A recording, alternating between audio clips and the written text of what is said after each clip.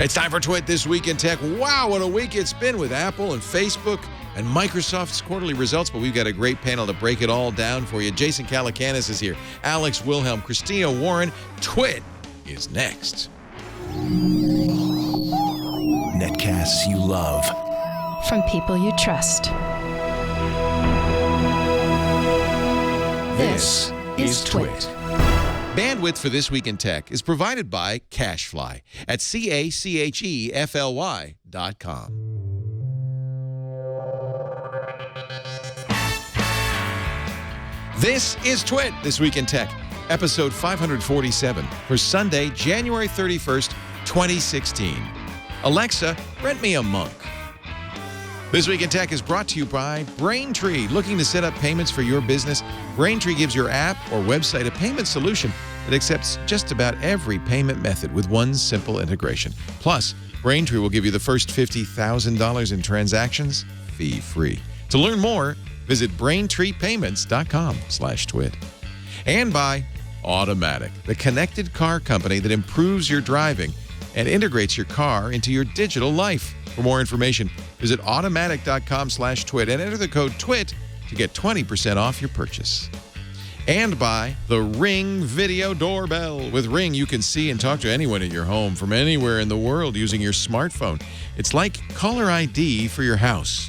Right now, get free expedited FedEx shipping when you go to ring.com/twit. And by ShipStation.com.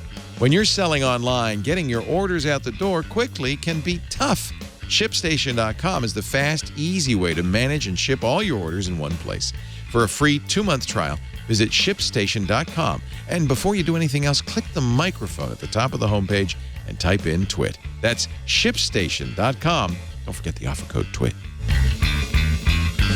It's time for Twit This Week in Tech, the show where we cover the week's tech news, and we are going to have a wild ride. As Betty Davis once said, fasten your seatbelts. We're in for a bumpy night, starting with, all the way to my right, Christina Warren from Mashable.com.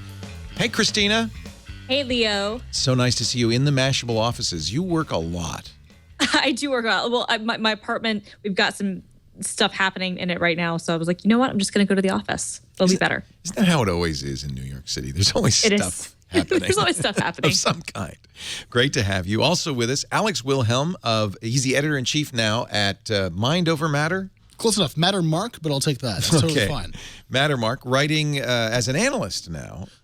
Journalist, analyst, kind of a fusion of the two roles. It's an interesting thing because, we always talk about analysts and their audience, of course, is the investor. Sure. So they talk, and you're here for a reason this week because this is the quarterly result week bar none, but they talk about stuff in terms of, is it a good investment as opposed to what, say, I would as a tech journalist, is it something you would want to own? So it's a different business, but you're conflating the two. I don't really think I land in either camp, given that dichotomy you set up. More, I'm just looking at market trends, venture capital trends, startup trends, that sort of thing. So it's not really investment advice or what you should buy. It's kind of in the how it's actually made, how but it's your done. audience is people who are investing My audience money. is people like Jason, yes, but not entirely. But it's been fun so far. It's been about a month now, so I've had a good shot. Ultimately, if I say this phone is not a good phone to buy, that affects investors. But it's just a different. I'm talking to people, end users, kind of primarily. Absolutely. Jason Calacanis, he talks only to God, ladies and gentlemen. He's also here. God's today. dead. Oh my God! Thank you, I hate Nietzsche. to break it to you all, but God died a long time ago. He's out. He's God the doesn't want to deal with any Nietzsche of of the venture capital Absolutely. world. Creator many moons ago of the Silicon Valley Reporter. That was my first thing in journalism, yeah. Yeah, 10 and years. then later, of course, you started Engadget. Yeah, Autoblog, Joystick. Bunch of blogs. Yep. Weblogs Inc. Sold it to AOL. 18 months after moved starting. to Los Angeles. He's still proud. You're an angel investor now, yes? Yeah, angel primarily? investing, yeah. Runs And, the Launch Conference, which is a great Launch conference. Festival coming up March 2nd, 3rd, and 4th. 15,000 people coming. And is kind of, I think, one of the great voices, more so even than something like Mark Cuban, for users in technology. I think you often speak truth to power where it is risky for many people to do so. You don't care. I have never cared. I remain not caring. Well, this is a But good you know what the panel. thing is? When whatever gets you there, my theory is keep doing that. Right. Which is probably a mistake. Right. But I think that's You're the right Brooklyn thing to do. kid. You don't need it. I like being the outsider. I don't care. I don't have to. I like being the outsider. Alex doesn't care for reasons. Might have to do with alcoholism. I don't know. For reasons we don't understand. And Christina and I, Hey, we care. Mom. We care How's it way too going? much. Glad you're watching the show today. No. Appreciate that. No. I don't want to insult your mom. Wow. Okay. Who should we start with? We have Apple. We have Facebook. We have Google, right? We have... Google's on Monday. Google's Monday. Yeah. We have... well, Apple and Facebook are two. Well, who else announced quarterly Microsoft. results? Microsoft's the third. So, all right. I'll open to voting. What should we start with? I vote Apple, personally. Yeah, Let's start Apple with is Apple amazing. had the most successful quarter in American financial history in terms of profit, right? I think $18.5 billion in profit. That's $6 billion a month. Yeah, their profit was a Tesla or like 2 Twitters almost. Amazing. Yeah. And In a quarter. In a quarter. In 3 months. In 3 months. Yeah. Incredible revenue. However, Stock's down. the stock's Down. because Apple gave some interesting guidance. They, in effect, said, well, it's been fun, but we can't grow at this rate anymore. Now, I have to say, we looked at the price to earnings. Now, I'm not a financial guy, so you guys who know what this means. But I looked at the Apple is a fairly reasonable $6 or $7 compared to Amazon, which is $800. Yep. So Apple's price of its stock is fairly low compared to how much money it makes. Which implies investors are pricing in lower growth moving forward. That's why Amazon's PE is so high. Yes. Because Amazon only has upside. Well, Amazon has no Apple, profit either. It's so. all over for And Apple. you also have to discount all that cash. So that's like a little bit of a mitigation. 200 billion plus in. Yeah, so if you take that off the top and then you do the price earnings ratio on the remaining value of the company. But they have $50 or $60 billion in long-term debt. So like the cash number is great, but not quite as strong as you would Why think. don't they just pay off the debt? Because they're borrowing locally to pay dividends and sharebacks in the U.S., and the cash is mostly foreign. So they can't repatriate because of the tax cost. They can. They just have to pay tax like Well, everybody they don't- else. well, they're and not going so to. They don't want to pay the taxes. 35%. They make the Christina's point. right. We already paid the Irish tax. Why should we also pay another 30 or 40% US With the Irish tax of 0%. Well, especially if they don't have to. I mean, if they can have if they can take the debt and they've got plenty of the cash in hand, why not? I mean, it just puts it off. Okay, there's two percentages that are interesting. Apple's profit margin is 40%. It's insane. Yeah. Not bad. No, it's Not fine. Hardware, bad. considering Android makes nothing on hardware. I mean, only Tiffany has a better profit margin than Apple. And maybe not even Tiffany. Tiffany probably doesn't have a better profit margin. Maybe Van Gogh, perhaps, or Picasso, but Price of gold, probably not. They're probably not. You know, with how that 40%. fluctuates. Now, Apple's advisory is that's going back down to like 35%. Oh, shocking. But the other number that I find shocking is 25% tax rate. Now, I don't know about you, but I pay about 45% because I'm in a high tax state. Apple, also in a high tax state, has managed to kind of skirt. But Google does the same. Everybody does that, right? Everybody does. yeah, it. I mean, there's definitely tax reforms that are going to occur if, like, we get someone like Bernie Sanders in, and then there'll be That's things never gonna rolled back, or it'll get easier for people. I mean, capital gains tax is the big, sort of unfair advantage in America. People who are investors long-term pay less than people who work for a living. Kind of, maybe it should just be the same. it's the Warren Buffett secretary argument, essentially. Yeah. I agree with you on that. I think it's very important, but I think that Warren Apple Buffett using said his secretary pays more taxes than he as does. a higher percentage. And of he his begged income. to pay more taxes. Warren Buffett's a nice guy. For some reason, Congress ignored Warren's begging. Yeah, I mean, he's giving it all away anyway, so it's kind of moot. They're all giving it all away. Are you going to give it all away, he's Lou? not I'm giving it all Congress, away. Congress doesn't care. Right. But that's really not the story. The story is Apple said, we don't expect more than 1% growth in iPhone sales. iPhone sales have powered Apple's great success over the last 8 years. Yeah, I mean, it's the most phenomenal product ever in terms of sales and profits. I mean, it's printed money, but if you think about the upgrade cycle, we've been saying this for a long time, when a product gets to version 6, 7, 8, whether it's a flat panel TV or a laptop, like how much is left that will drive somebody to buy the next version? And I think what you're seeing is a lot of people will skip a version now. You probably know some people in the audience who still have iPhone 5Ss, and they don't care that it's not a 6S or a 6. And then I know people who have a 4 who are like, yeah, I'll upgrade to the 6, or I'll have the 5, I'll wait for the 7. So that, like, I think the quick upgrade cycle is going to come to an end, because does anybody care about, like, Force Touch? Does anybody care about live photos? Like, No. It seems like the things that they're adding are not, they're tangential to the core experience. So people are not seeing a reason to upgrade, just like you might not upgrade your flat panel for 3D or to go to Right. 4K. Like, do I need 4K to watch a television show that's not shot in 4K? No. So the upgrade cycle is really busted. Are they for also them. running out of humans? No. No, They still have a they're not. small market share. Because they still have India, Brazil, Russia Okay. that haven't really been Some of the touched. And they growth this year was China. Well, most of it was China, and China's economy is slowing, so that's one part of it. They're not going to see the growth there, and China's own phone sales from some of their own phone makers like Xiaomi haven't met expectations either, and Apple, they're basically flat, but they didn't decrease. But I think that they still definitely have growth opportunities. The problem is, do they have growth opportunities at the prices and the margins they want to sell them at? It's a separate conversation. Christina, they still have places they could sell them, but not necessarily the prices and the margins they want to sell them at. Yeah, I'm curious. Do you think that economic weakness in BRIC countries will lower ASPs for smartphones over the next couple of years? Yeah, I think it has to. Okay. I think What's it has BRIC? to. Brazil, Russia, India, China. So I'm looking at a great graph Jason Snell at Six Colors put together of quarterly iPhone sales from 2011 through 2016. And the last... Yep. Of course, it's spiky because the new iPhone comes out. That's the jump. The 6 was a huge spike. Yeah, and it's growing.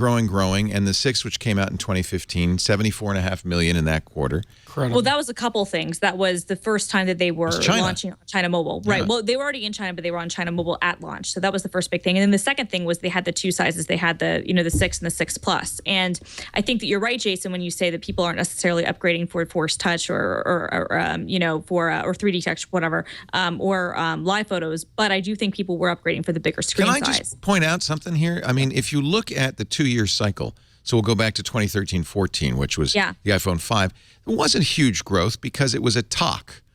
But the tick cycle to the 6 was a big jump. Now we're going again with a talk. Is there any reason to think there won't be a giant jump a year from now when the iPhone 7 comes out? You say it's not enough, but I think people upgrade. I think it depends on what they do. I think if they could really come out with a compelling product, a compelling design, you could certainly get that. I don't know. And doesn't Apple want to foster this by doing their own financing? I mean, if you take advantage of the Apple financing, you have an automatic upgrade, don't you? How long until they're a carrier? Is my question. But that's the tell because that's the giveaway. I can tell you what the tell is. Like when remember they were like, oh, we're going to just have one phone, one size. That's it. We're going to make something perfect. And then they're like, yeah, but we're going to have this C thing, and we're going to have the Plus, and then on iPads we have the Mini, and now we got the big one. Well, it's just we need to find growth somewhere. Right. So if executives and are going to buy the iPad Pro because they want to have a sexy new device, or people who are Android people will say, oh, maybe I can afford this new, smaller iPhone, or people who would have bought the phablet and bought the next Samsung Note say, oh, I'll go back to the iPhone operating system. Get the Plus. Yeah. The graph for iPad sales is even more dramatic. You see the peak was in 2014, and it just continues to tumble. Well, that's another one where, like, why do you need to upgrade? Like, I have iPad 2s around the house. Well, and I see you're iPad using Minis. a Pro. Whatever they make, I buy. I mean, that's just I buy every. No, it's not a joke. I literally buy every single product that's new that they make. Seriously, every single one.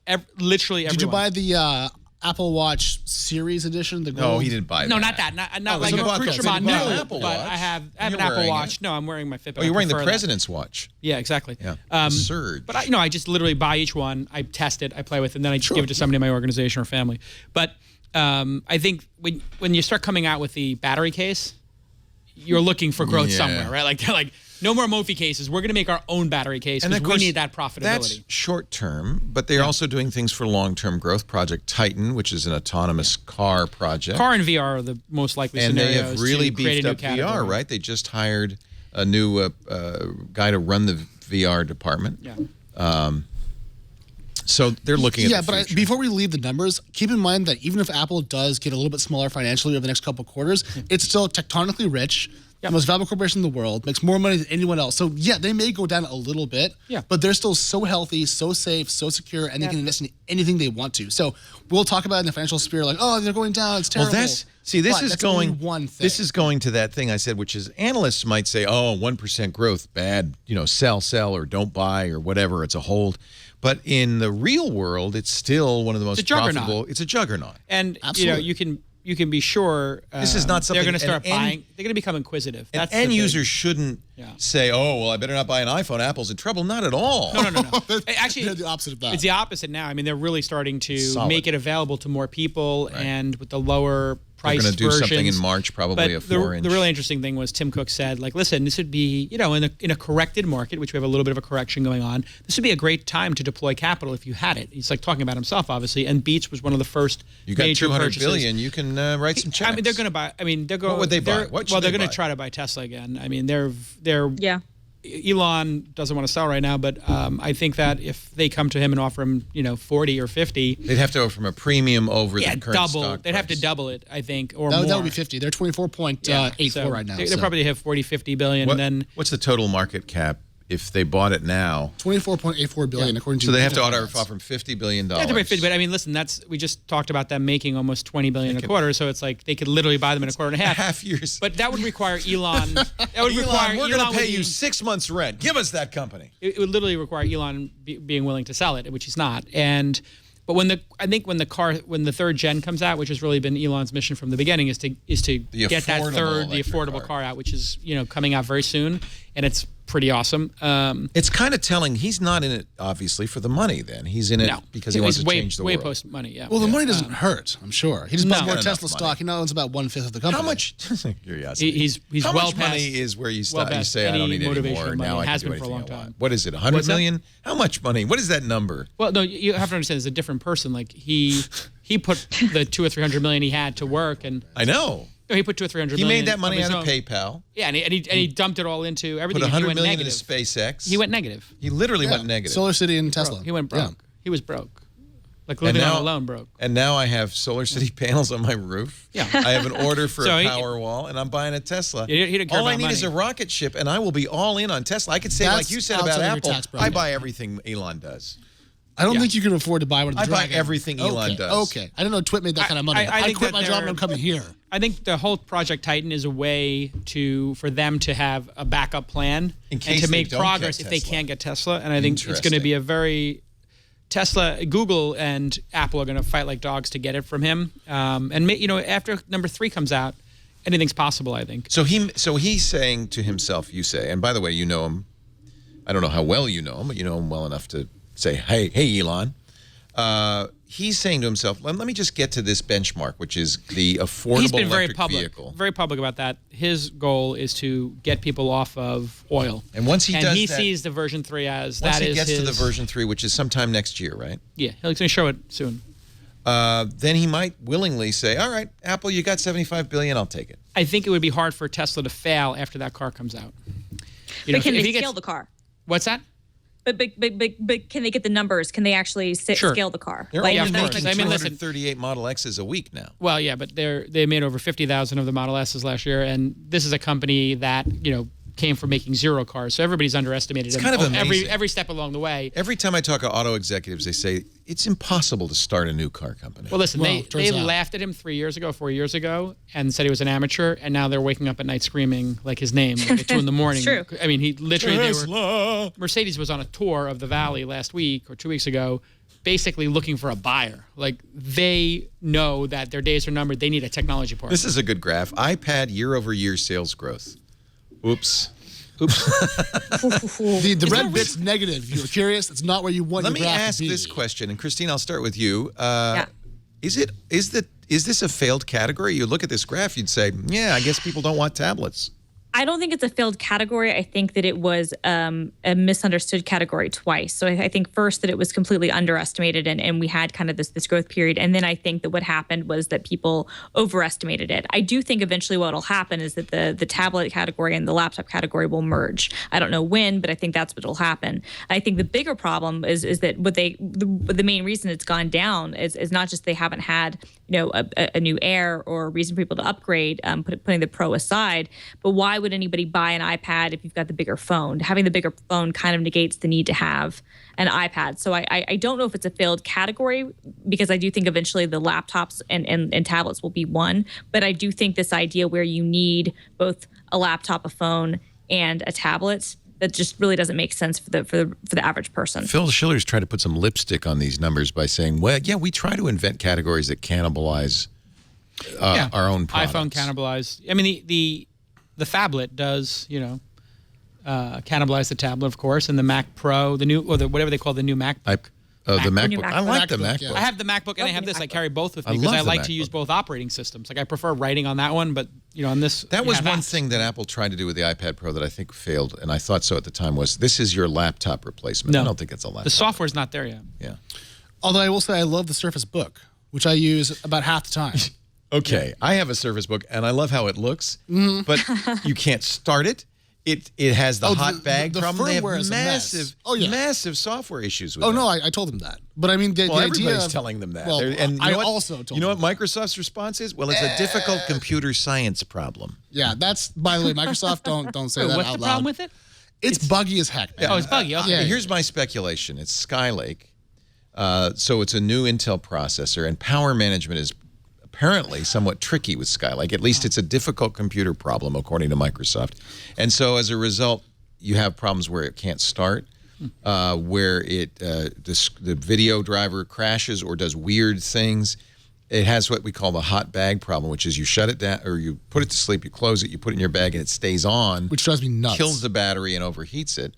All of these problems have been known since it was launched a few months ago, and Microsoft says, we're going to have a fix, but not right away. So all that aside, though, like last night I was reading an ebook for sibling book club in my family, and I just popped off the screen and then kindled away for a couple hours. do It was love lovely. that. Yeah, It's no. a great So the tablet. form factor is great. Christina's right about the melding of the different device cases. Let me see if I can turn it on. Mel. I mean, but think about is it. a dangerous came on. dilemma. It's the most beautiful device on the table, and beautifully it's made by Microsoft. Like, Yeah. I mean, it's remarkable. That's why is I this bought the it. real world? I mean, Microsoft makes Is the this most just fantasy? beautiful. Yeah, exactly. This is the most beautiful device on the table. And the The screen, Hello too. sees me. Look at the It's a really screen. nice. It's 3x2.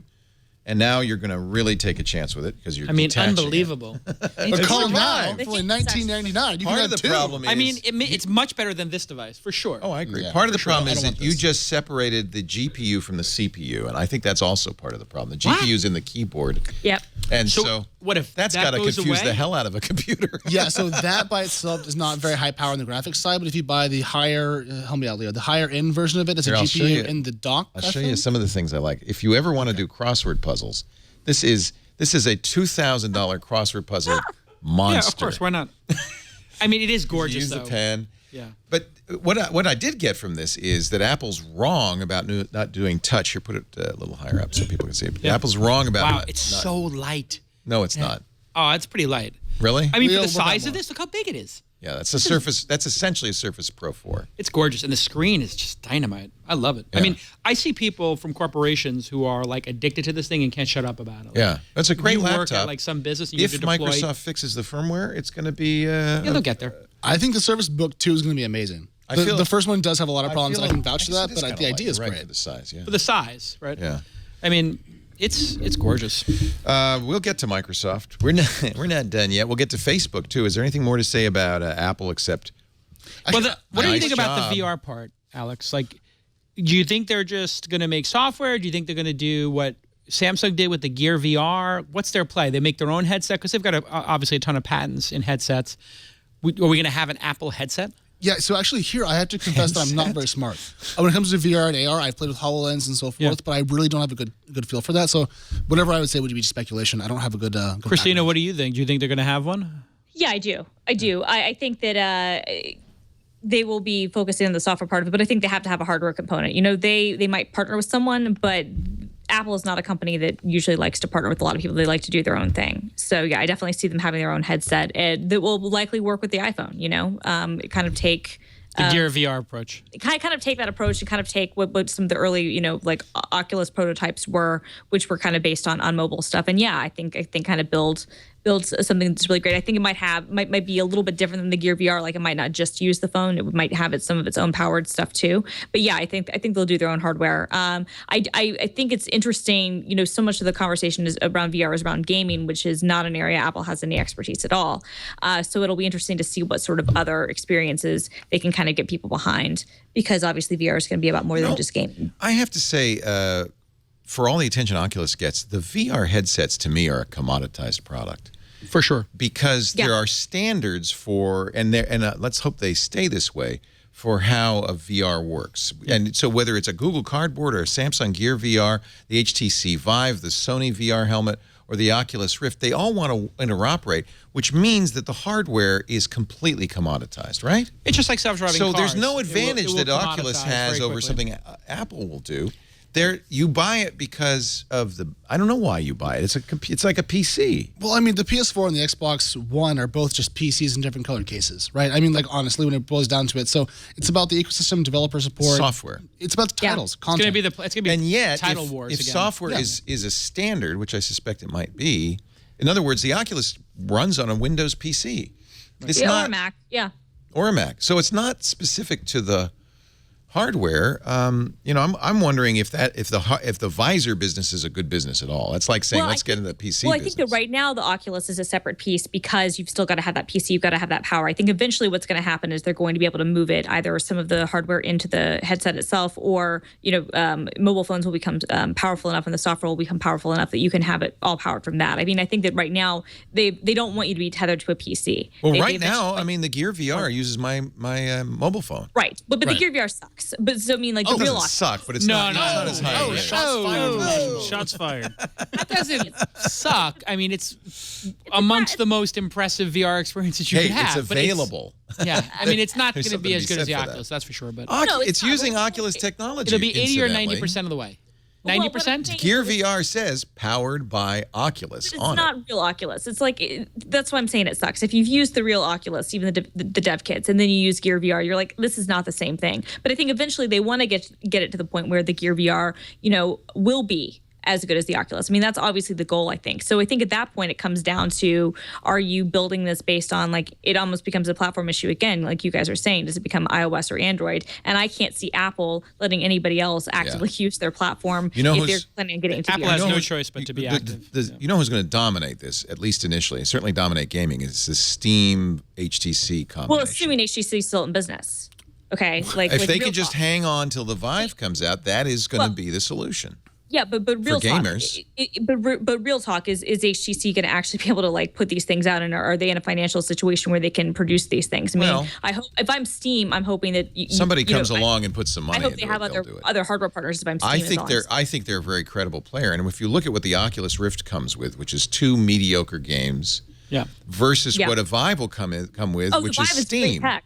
It's just, I'm just saying, I'm just not convinced that HTC has the financial strength to kind of. The Sony one seems to be like pretty well conceived, and they've got a pretty loyal audience. Have you used the Sony? Anybody? I haven't used it. It looks gorgeous, and it's Christina, going to have be you the used same price as the platform, like $400. I had a demo with it. Was really impressive, and obviously they've got the developer support. That's the one thing I think Sony has that people shouldn't discount, is that as much as they kind of messed up with PS3, PS4, they've been really strong with If developers. Sony can survive, because Sony is in a much better financial situation than HTC. Yeah, so HTC's last quarter had a negative operating margin of 23.1%. So they're really not They doing need to great. turn it around. But that's because they're selling phones nobody wants. Right. PCs became Android phones, become, to Jason's point, VR headsets, or your point, actually. So I think you're right. This is commoditized, and therefore there's not going to be a margin in it long term if it stays interoperable.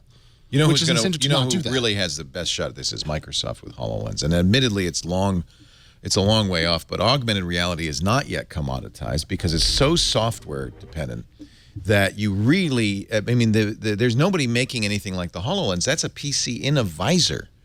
And the software is extremely difficult to do because you have to, in real time, calculate the actual world and integrate a virtual world into it. That That's seems very to be like hard. 5 Plus they years. own This Minecraft. one seems like a year. And they or own two. Minecraft. Christina, have you played with the HoloLens?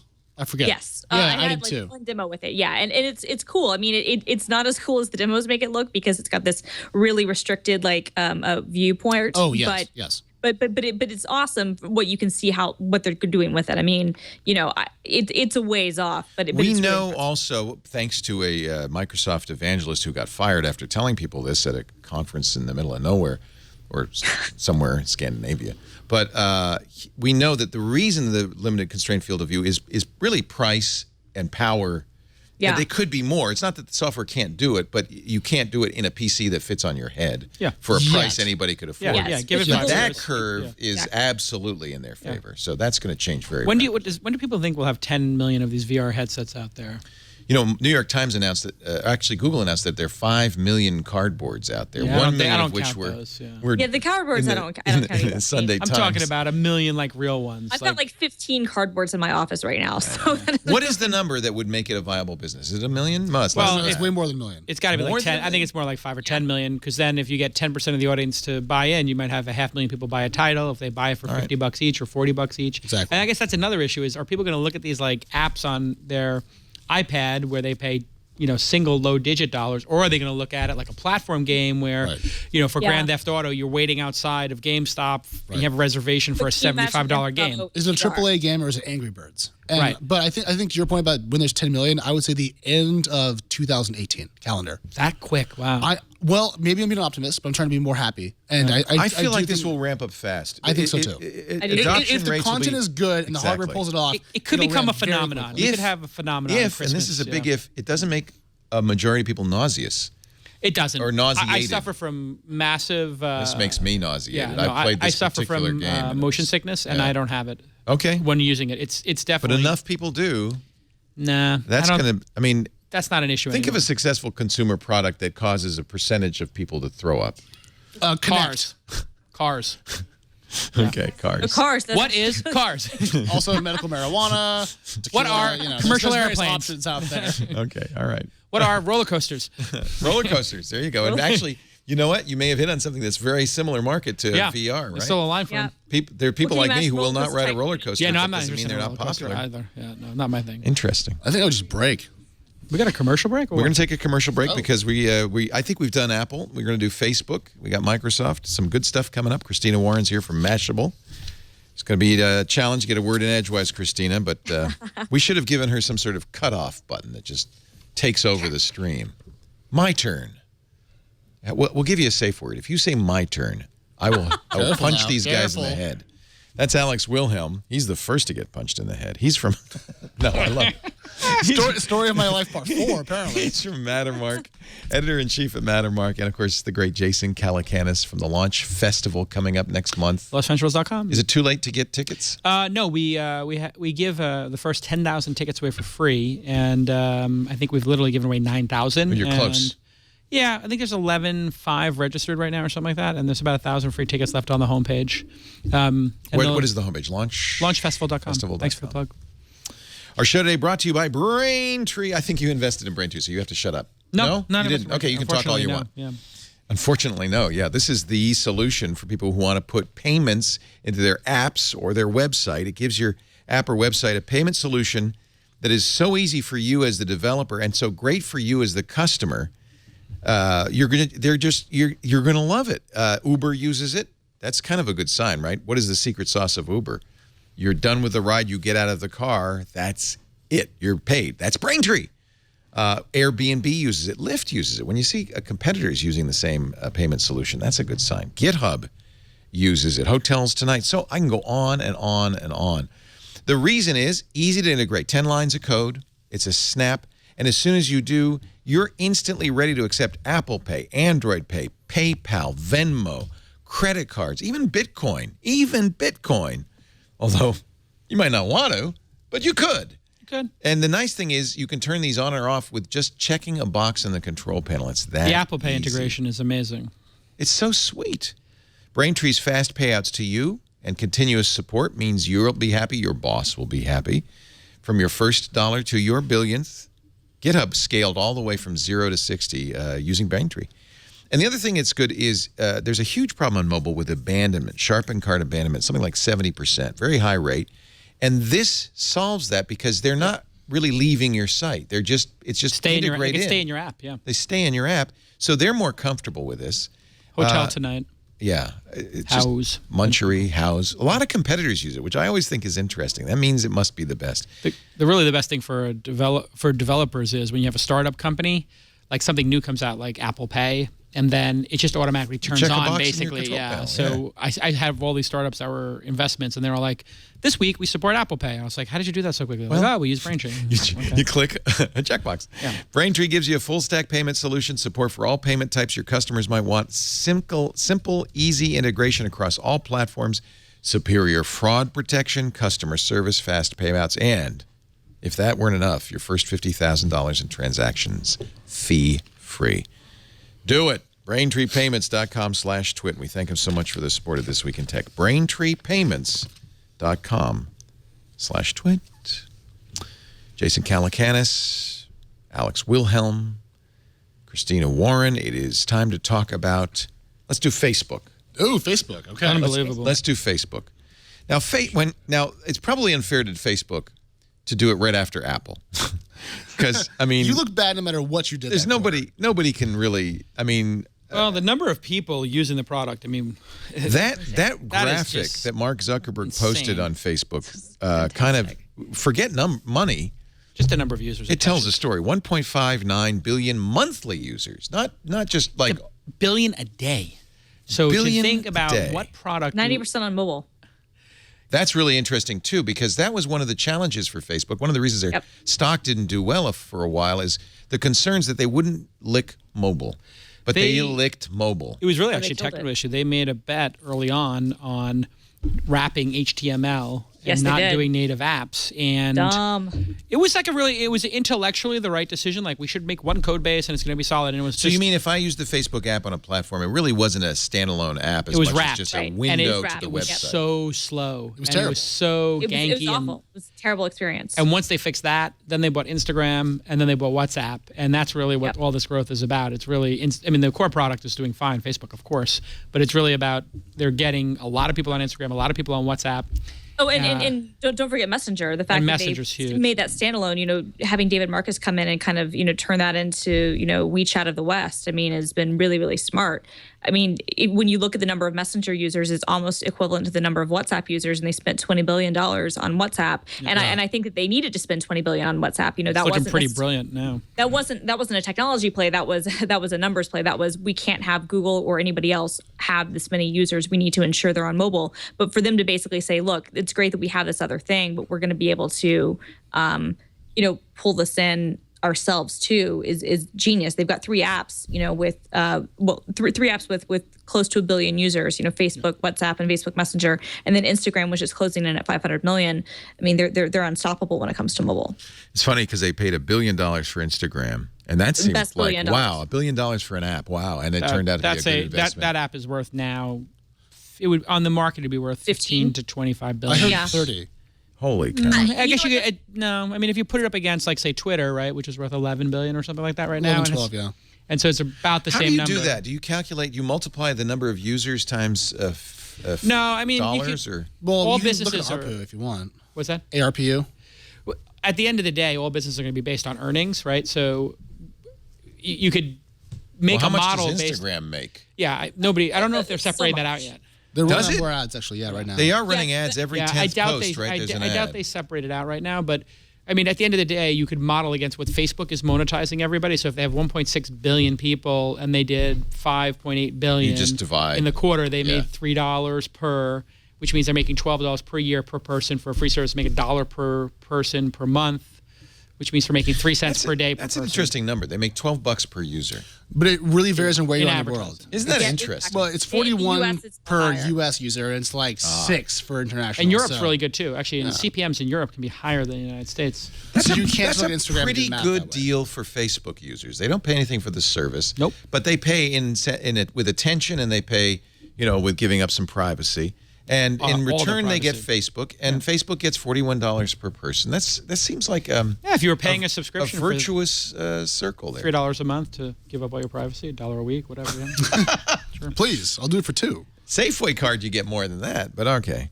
Yeah, they're unstoppable. It's at this point, is that the case because of the network effect? There's just no way anybody could step up. Well, the network like effect in any of these businesses, the network effect takes decades to unwind. But this is a scale nobody's ever reached. So we have no template. There's no corollary. Like, how many decades does it take to unwind 1.6 billion people using a product? We could look at AOL, which had 30 or 40 million paying subscribers. But we've learned it can happen fast if it does happen. MySpace, but it took AOL 15 years. But I used to work for AOL.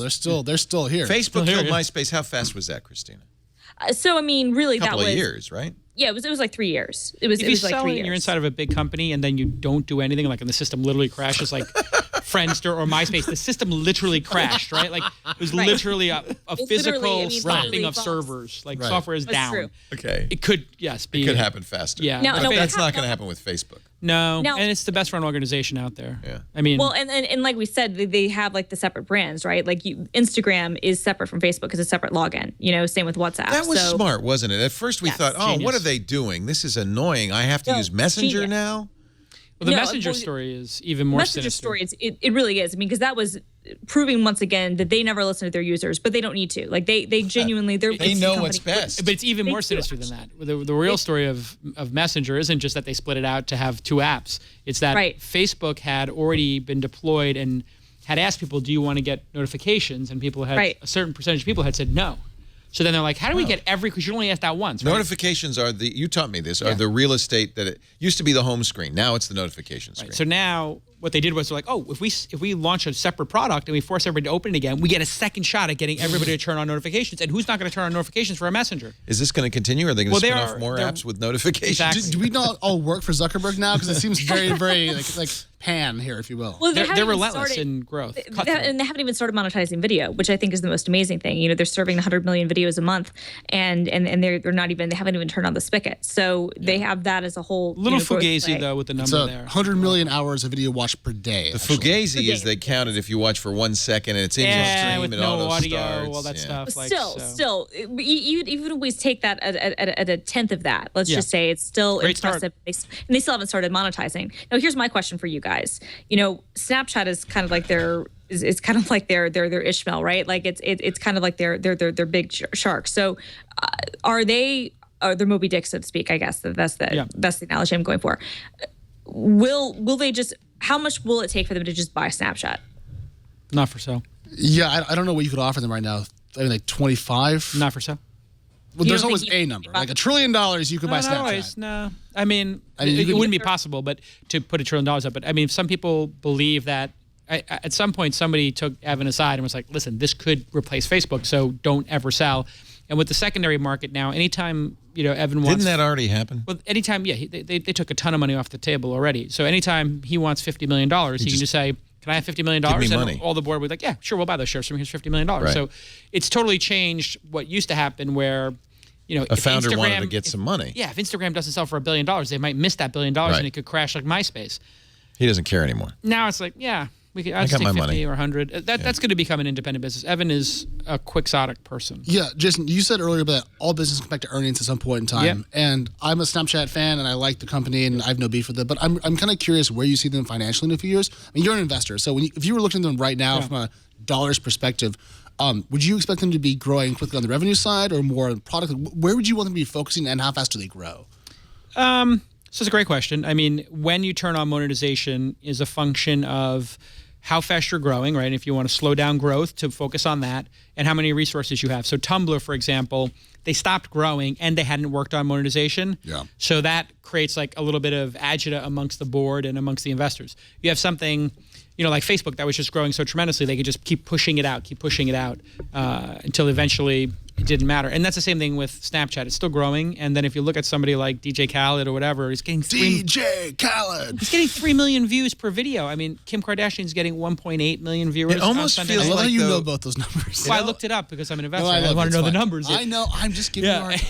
It almost feels like Snapchat Yeah. doesn't want to make money. So they were for a while charging for Yeah. these little like No 99 hurdles. No hurdles. So they is the said, idea. and then they said, well, let's not charge for that anymore. Let's just give Well, no, those away sponsor them. again. Yeah, Well, they don't want to have any increase hurdles. sponsorship. That's why, right? Because they want us to have sponsored, They you can know. they can make way more out of a sponsored filter than they could from people buying, and that's a little. It's hilarious.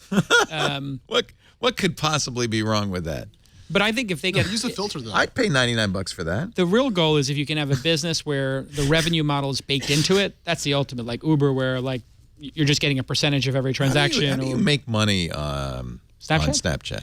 Well, what they'll do is Besides selling this Discover page, for instance. they could do that. They could also do. This is very successful, you said, between- for the people who do Discover. Some of them not. Yahoo's. Yeah. Katie Couric stopped doing her daily news, Yahoo News on this. Yeah, whatever. Well, yeah, that's a function of Yahoo going under, but or getting sold. And I in think- fact, Or both, really. I think it $6 makes sense for million ESPN hearing because or what whatever. do you watch sports for? You want highlights, right? You'll And have- this is just kind of It's made perfect. for sports highlights, isn't it? Just like the moments in Twitter, it's really good for that. What's going to happen is in between Moments in DJ, Twitter, you're not DJ when you serious, go are through you? DJ Khaled and you're going through his videos, every fifth or once a day there'll be an ad in the middle. But who and makes money on that? DJ Khaled, right? Right now he does. Is it He's Khaled not or Khalid? Khaled. Khaled. Well, he said that's how he pronounces it. In Is all it his records. 50 cents or 50 cent? Oh my gosh! No, I'm sorry. stop! Never Stop! mind. Stop! Stop with anyway. the words out of your face. So anyway, you'll basically have native advertising. Well, he will split money with, because I actually talked to Evan about it, and they're not splitting right now, but they just met, and they'll eventually That's do. a good idea. Do a rev share. They'll do a rev share. So it'll be just like YouTubers. So what you'll see probably in the second half of this year is on Snapchat, someone like DJ Khaled will do something with the, I don't know, Kia, and it'll be a $100 million deal or a $50 million deal, and $25 million. So this something is like that. already happening kind of behind the scenes on Instagram. Well, he's getting- You see a lot of Instagram Yeah. pictures with people with posing. Oh, and yeah, except it's Instagram kind of doesn't get none of scummy. that. And Yeah. Instagram gets none of it. So, FTC is not pleased with it either. yeah, they shouldn't be not, because they're because- undisclosed ads. It's illegal. FTC has It's a written huge a problem. couple of letters. Yeah. Yeah. But if they can do a program that allows everyone to work together and have it be fair and above board and so forth, and they get a cut, perfect. That's But coming. back to the point is, do you think Snapchat is mature enough now to really be a revenue-focused company, or are they still focused more on product growth? If you're growing more than 10% month over month, 20% month over month, to start looking at monetization at that point is foolish because you want to take as much ground as possible. You want to own as much of the market as possible. So you just want to keep growing, and then you can add it later. But it's fine to have, if there's money out there to be had, you could put it back into the product, right? No, absolutely. So if you look at a company like Uber, my God, if you're making 20, 25% per ride, and you can put that into the next city, the next city, the next city, and the technology and the number of engineers and the number of experiments and buying self-driving cars, it lowers the amount of money you have to raise. Alex, say something provocative in under 20 seconds so I can put it in my Snapchat. Jason Calacanis couldn't find a poker deck if it whacked him in the head with a poker chip. That's not Okay. fair. All right, I think that's a heads-up challenge. Here we go. I've got $4. Is that No, enough? here's the only reason I don't really use Snapchat, because it goes away after a day. I mean, why would you put energy into something that goes away after a day? Exactly. Why It's like would half you? my That's the relationship. whole point. You missed it. I missed it. You know Yeah, how it's when you gone. go on TV, you got to get ready and you prepare? No, not really. Oh, well played. How does that work? Well, after 40 years, you don't. But most people think about their video before they do it. This Young you don't people have to think about don't it. think about it Young because it's people going to be don't gone want it. anyway. Who cares? And they kind of like it that it's gone because then they don't have to worry about if it. it's at a bar and you're on the, going, and you're So drinking. it's people like me will never get Snapchat because we try to create stuff that's going to be around for a while. You think about the ramifications of your behavior. If you're under Yeah. 25, you Don't don't. look at me when you say that. That's why I can't get my son to allow me to look at his Snapchat, probably. No, he will not let you follow Never him. happen. Never I don't think you want We to. were talking about Facebook and the Facebook video. What'd you call it? Fugazi? Well, the Fugazi metrics are a little bit. Yeah, because you get 1 Fakaka. second and they count it. But I have to say, there are companies that are using Facebook video very smart. This is Al Jazeera Plus. And watch what they do because they know you're not going to turn on the audio. So what they do is they put text in there. Big I'm sure text. Mashable does this. Easy to read, big text. And it's kind of hard not to watch these videos. Yeah. Do you do this too? Mashable is very smart about social media. Yeah, Christina. yeah. I mean, I think I'm not sure if we're doing it for our Facebook stuff. We should be if we're not, because that's really smart. I don't. Huge.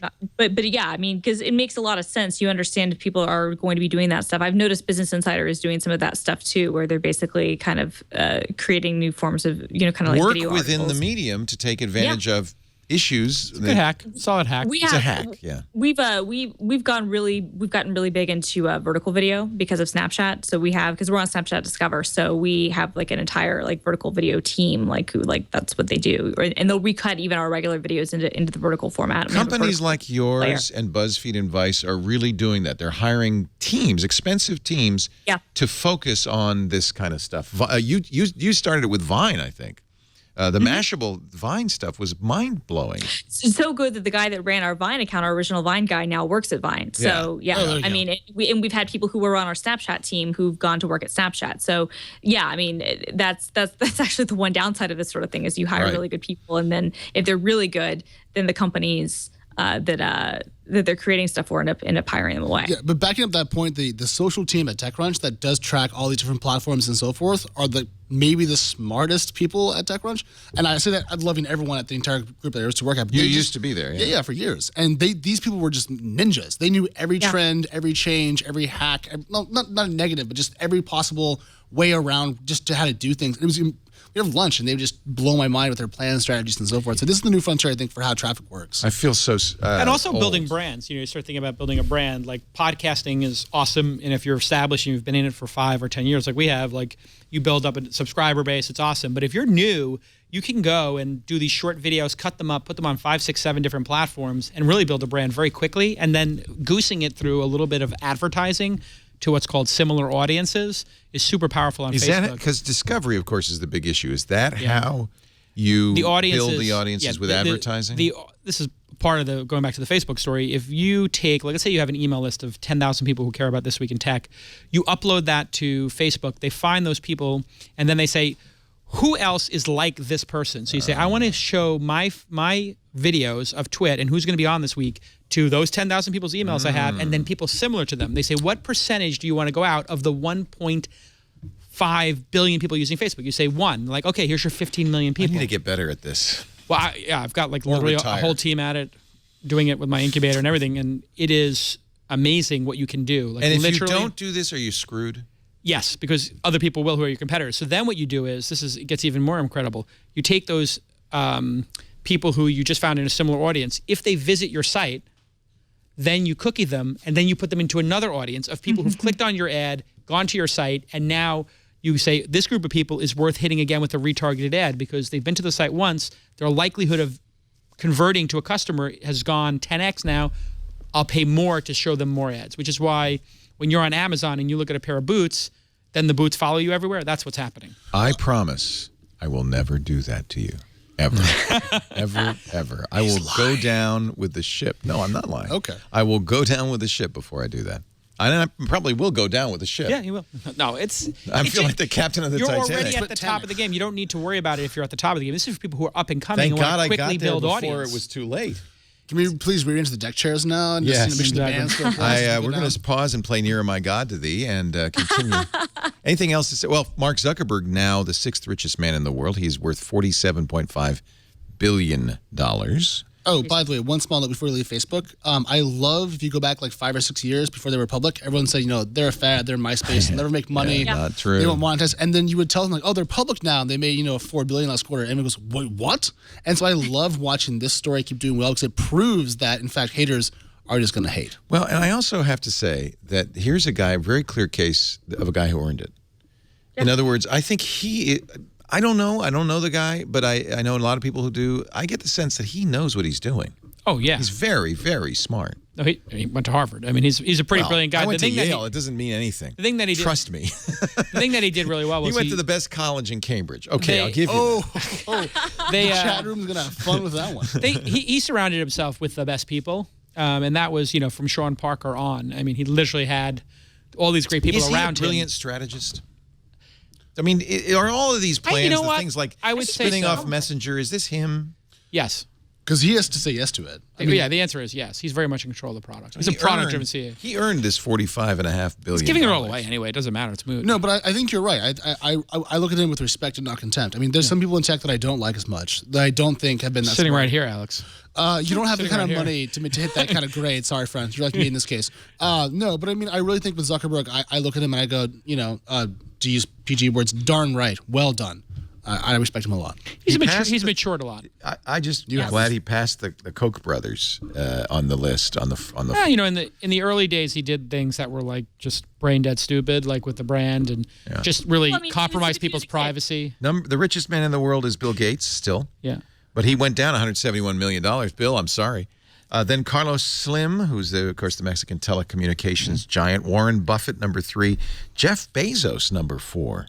Yeah. Even though he just lost $1.3 billion from last year at this time. Actually, that was previous day. Wow.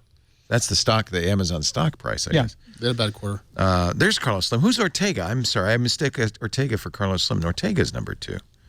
I don't know who that is. They're missing the richest person on the planet, though. Who's the richest? The Sultan of Brunei? Nope. No, not close. Putin. Vladimir Putin. I guess he's Nobody actually knows how much it's worth. Yeah. But I've heard people 80. believe. Yeah, people I've think heard it's north of 100, 100. Yeah. $100 billion? Well, I mean, he By owns basically he owns a country. stealing from the country. Yeah. Stealing. I mean, he basically every business that's created there off of anything that's a natural resource, he gets a piece of, and nobody knows Well, like how it much goes money into he his has. bank account? He's basically, people consider him to have like $100 billion or something to that effect, and all private enterprise there is God, that's somehow sad. associated with him. That's You remember the Sochi Olympic story? Why the Olympics were in Sochi? Because he liked it there. So that's where the Olympics were. I mean, this is more of a vassal state than a functional democracy. So, Jason, I agree with you again today. This is so strange to me, but yeah, Jason's Keep right. drinking. Wow. So Vladimir This water's Putin should be killing on the me. list. Amazing.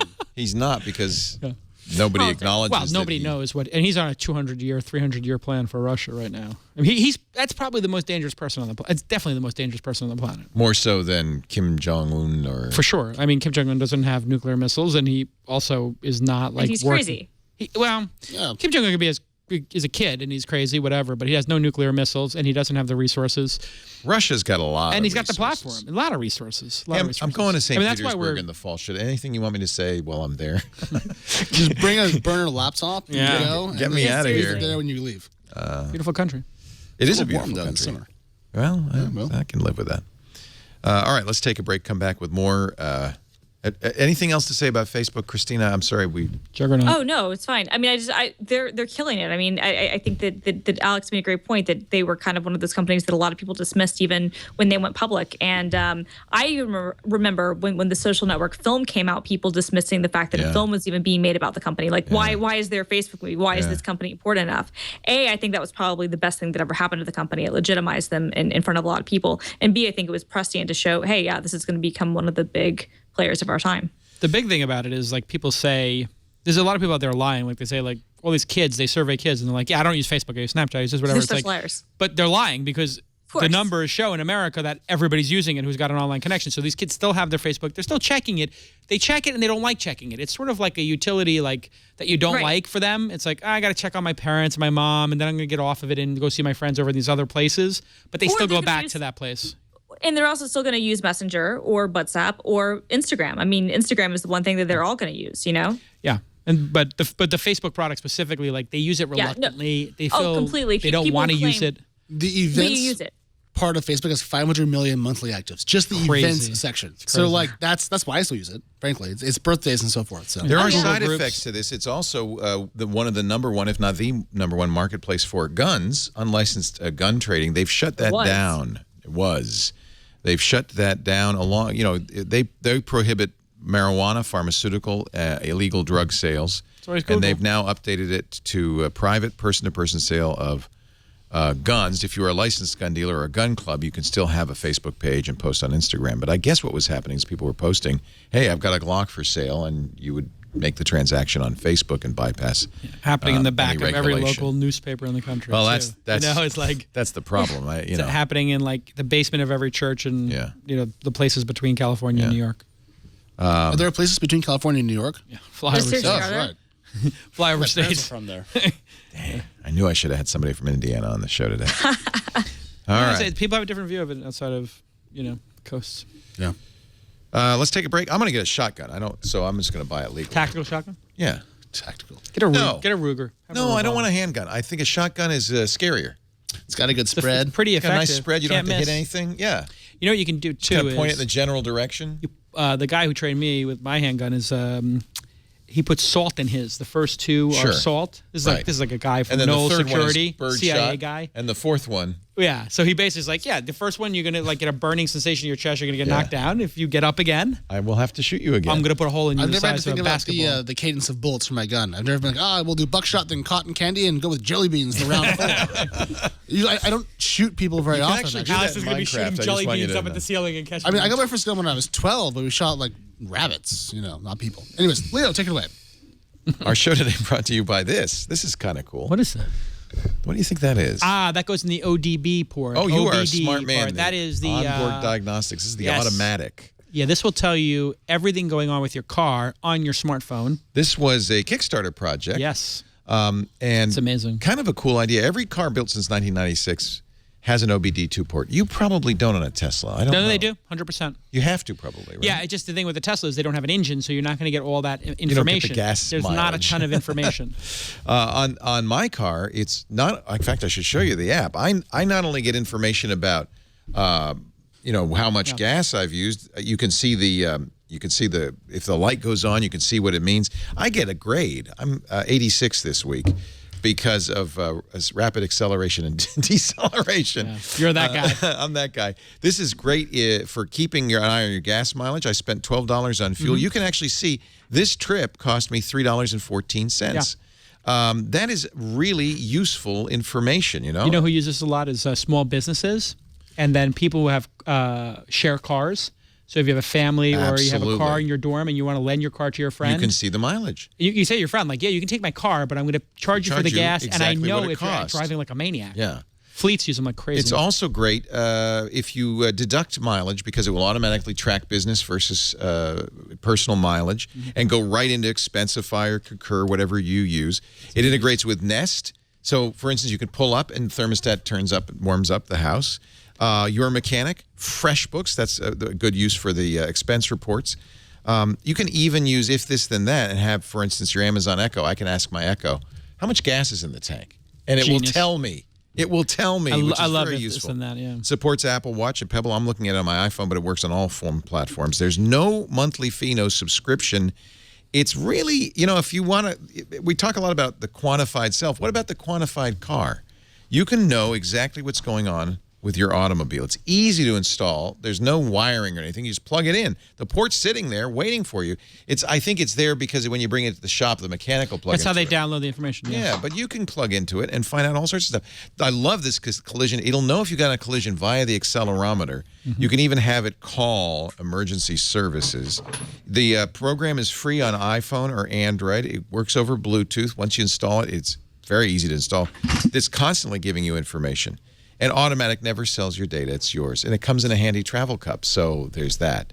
$99, although when you use our offer code TWIT, you're going to save 20% right now.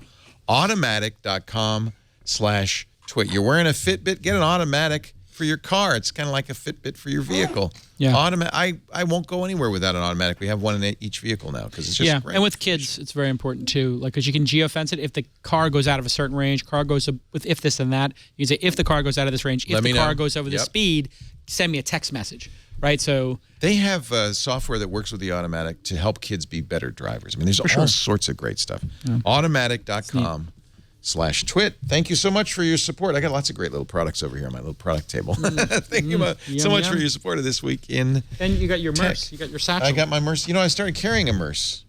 Yeah, I don't. These guys are just like ridiculous. Oh, look, you got one too. See, I'm kind of jealous. I like that a lot. It's a satchel. Indiana Jones had one, and this is from a company. It's very manly because Waterfeld. we get them to look like saddle wear, right, with rings and brass and stuff. And you carry Kleenex.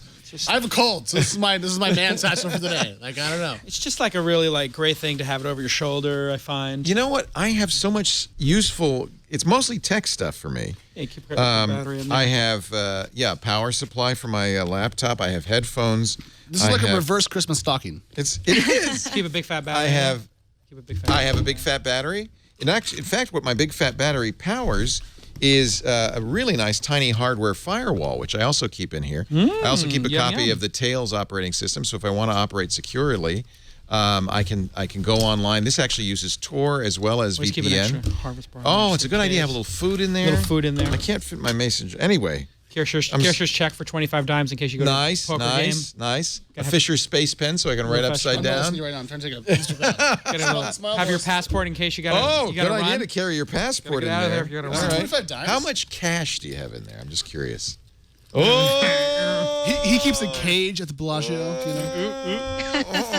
Don't say because you don't want anybody to know. That's a secret. That's top secret. That's all right. That was putting biggest smalls lyrics. This is your go bag. It's my go bag. It's your go bag. If you had to leave the country suddenly for whatever reason, you've got everything you need. With Jason, I can think of a few reasons actually. Yes, absolutely. You carry a cashier's check in there? Just happened to have it because I was playing TV poker the other day. Oh yeah, which What show? TV poker? Poker Night. Wait, Poker Are you After on Dark? TV doing No, this? Poker Night. I'm not familiar. Poker Night TV. channel? It's going to be on CBS. I just played with my friend Wilhelm. This is like who plays in my home game. Yeah. Phil's a serious. Das He's the Poker world's Brat. greatest, World the champion. poker brat. So he invited me to come play with What's him. the stakes?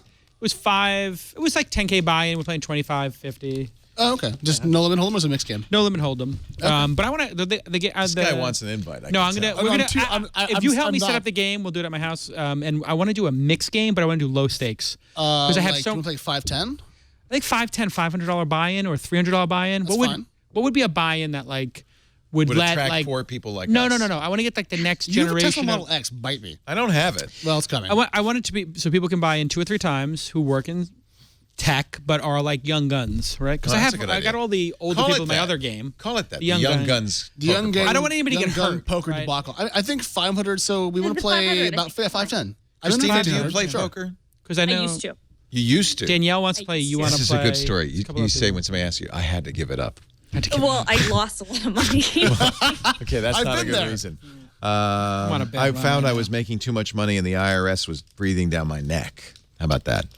They threatened to break my knees in Vegas. Yeah, that's it. No, I was told I could never enter the casino again. That's what you say, right? That was Happened to it. Ben Affleck. Yeah, Wait, I'm Are sorry. you serious? Because he's so good or because he's so He bad? counts cards playing blackjack. Oh, you see, if you're card counting, that's what you say. This is it, Christina. Don't say I lost the mic. Say it. Well, no, okay, so I I was was on a told cruise I could ship. never enter the casino again. I did count cards on the cruise ship that I was on over Christmas. That was and they didn't catch on. But I You didn't catch on. You were betting like $5 a hand, and then you bumped it up to 5,000 a hand. Right. So Oh, 3 it's hands. hot. How many decks do they use on the cruise ship? 2. Oh, see, that's are you great. kidding That's me? awesome. Pretty It's not easy. kind of, it's just like keeping track. easy. Also, you shouldn't have said that on Twit because people watch this. Yeah, exactly. So- Nobody's watching this. Oh, Are no you one watches kidding? Twit? Oh, I'm getting No. naked then. It's like Snapchat for grown-ups. Disappears. There's no such thing. Okay. the end of Twitter. The end of Twitter. I was discussing Oh. that last night on Twitter. Joshua Topolsky, who is looking for work. You know him. Yeah, it was one of my Engadget guys. Yeah. He's found work apparently as a New Yorker writer, which I think is good. That's as good as it gets as a writer. Yeah, no kidding. That's Well- the byline you want, right? That's pretty much the end of the line. I mean, that's. No, it. I don't mean And that in a you bad mean way. that in a That is good like way. that's getting to That's the terminus. Like peak. that is the peak. Like That's you got Everest. to the end. You got to Everest. There's nothing more prestigious. Put it that way. That's Well- Vanity Fair, actually. But So now he's a regular on the Tonight Show with Jimmy Fallon, and he writes for the New Yorker. I am so jealous of Joshua Topolsky. He's good. arch Everybody does. nerd, if you will. The end of Twitter, it's kind of a rehash of the stories Yeah. we've seen again and again in Yeah. the tech media about why Twitter is in trouble. Anything new here? Not really. No, and in fact, he missed the Kanye stuff, which. So I want to know when this was written because it didn't address any of the Kanye stuff. What's the which to me Kanye kind of- stuff? Oh, you know the Kanye stuff? Kanye is the rebirth of Twitter. He is the rebirth of Twitter, and so I kind of was like, did he 100,000 miss- retweets. Wait Yeah. a minute. On one Okay, tweet. Tell us what happened to Christina Warren. with Okay. Kanye. Quarter million. First of all, This how isn't. do I? By the way, this is not safe for. If you have kids, you can't. I'm not- You got to I'm leave the not- room right now. Idiots. Don't I'm We not- didn't say Amber Rose. We Take- said Kanye. All right, take- Christina. Take the bad stuff out. This is it? Is this Kanye's account? I said. All right. Yeah. So well, For Twitter first thing, I'm going to say Kanye.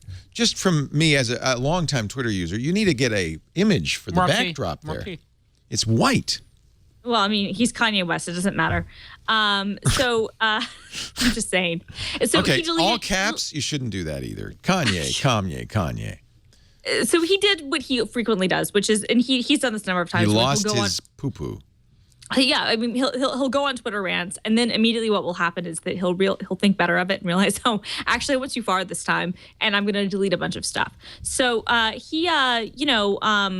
when I guess this was Wednesday, on like a massive Twitter rant against Wiz Khalifa because he misinterpreted some. Well, Wiz was shading him a little bit, in fairness, but then he really misinterpreted one of Wiz's tweets, thinking that he was going after Kim Kardashian, and that's when he just went off. And His he wife. went off. We should mention Yeah. for those of you not in the know. Kanye West's wife, Kim Kardashian. Yeah. He took Wiz's tweet about hitting the KK, which actually was a reference to marijuana, not Kim Kardashian, and went Kanye. He went ham, as he would himself say, and it was a really entertaining rant. He crossed some lines. His ex-girlfriend Amber Rose ended up shutting a lot of things down. She and got kind of 293,000 retweets of her profane tweet. Yeah. 350,000 Basically, likes. And that's people who are willing to retweet it. Now, people like myself who We're could not going to retweet that. No. it's a little graphic. But I did share it with about 500 people through text message, and the number of texts I got of her tweet was in real time. I mean, it was literally one of those things. My phone blew up. I don't talk to my sister very often, and my sister texted me her tweet. My sister's not active on Twitter. I'm just happy to see that the rap community is no longer taking to gun fights in the street to settle their differences. So I got this actually from Twitter PR because I wrote a story about how like Kanye West proves that Twitter matters, and Twitter PR actually ended up reaching out to me and saying that Kanye's tweets from yesterday were seen more than 400 million times, and there were over 6.5 million tweets sent about the tweet storm. So that was just on Wednesday. And that I feel good though. Kanye says, "I didn't know KK means weed." Is that credible? Well, it's a certain strand of weed that the Khalifa does. I don't think anybody knew that. Clinical Kush. The Khalifa Kush. Khalifa Kush. Khalifa Kush, exactly. Yes. I mean, look, I think he saw the initials, assumes because he's Kanye West. It was Kim Kardashian. He assumes went everything's about him. Then Amber Rose, because then he mentioned. And then Facebook called it social media and not Twitter. So exactly. Christina, explain us that controversy. Oh, wait a minute. So it trends on Facebook, but it doesn't trend as Twitter. It trends as social media. Yeah. Some generic form. So Adam Bain, COO, starts calling it a code for Twitter, which, I mean, it's funny. It is Can funny. I just point out that this is not the savior of Twitter? That this doesn't make everybody say, "Oh, I got to be there." But do you know Adam Bain? The COO? Yeah. Great guy. I know him, but I know him on his Twitter name. only, but we tweet. He's cool.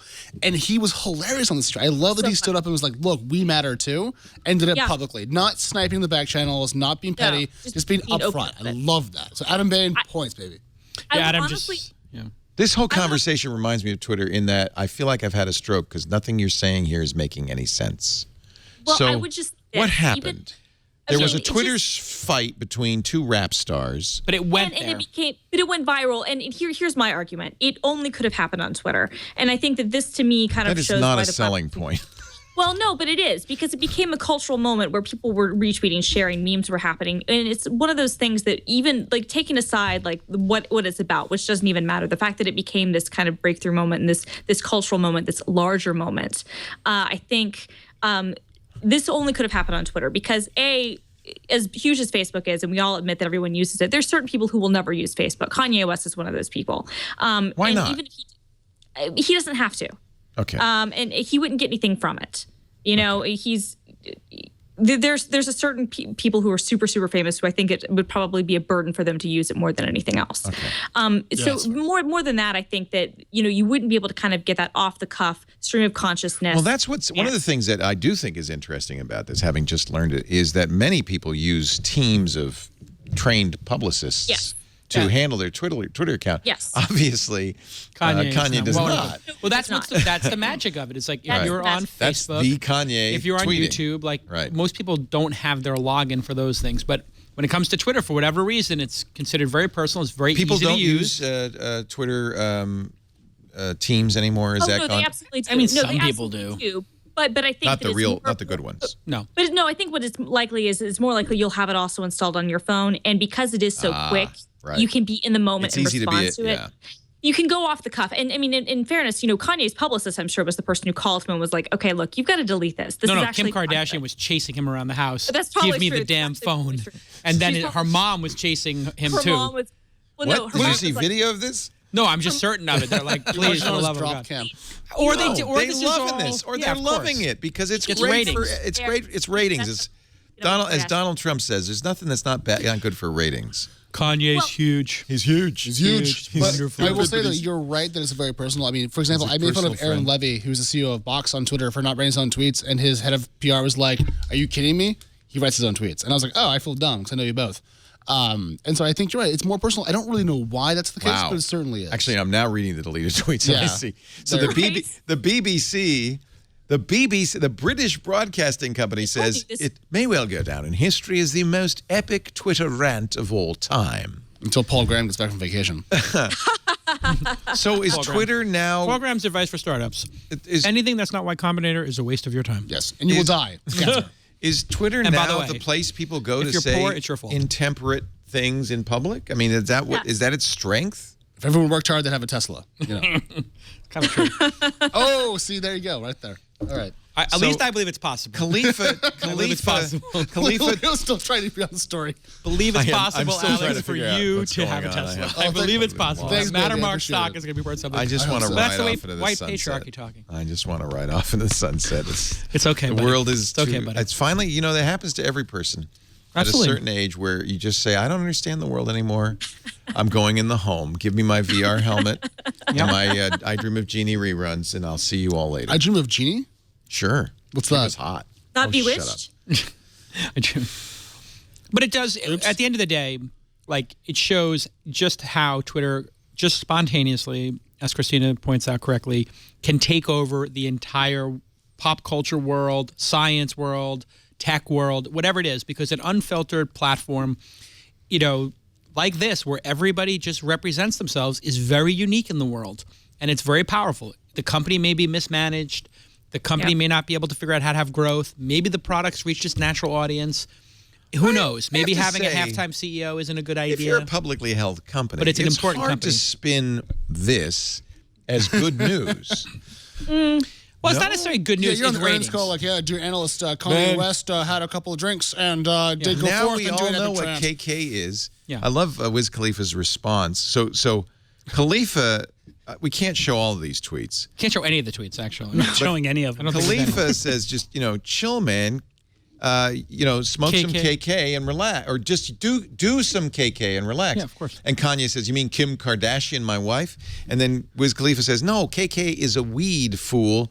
Now, maybe one of you young people can translate that. Reasons why you're not wavy go back to Swish. Yeah, wavy is a form of Rest. music. Okay. Yes, Swish and is the Swisher former- Sweets? No. Swish was the title of Kanye's forthcoming album. He switched the name from Swish to Waves, and the whole beef was that Wiz Khalifa took Kanye calling his album Waves as a diss to the creator of the wavy movement, Max B, who is in jail. Free What Max the hell's B. the wavy And- movement? It's a combination of singing and rapping. You know It's very what? important. This is too. We're getting too far down the rabbit hole. It's not important. I like being in the weeds. Okay, though. This wait a minute. works. Can I just say it's not important?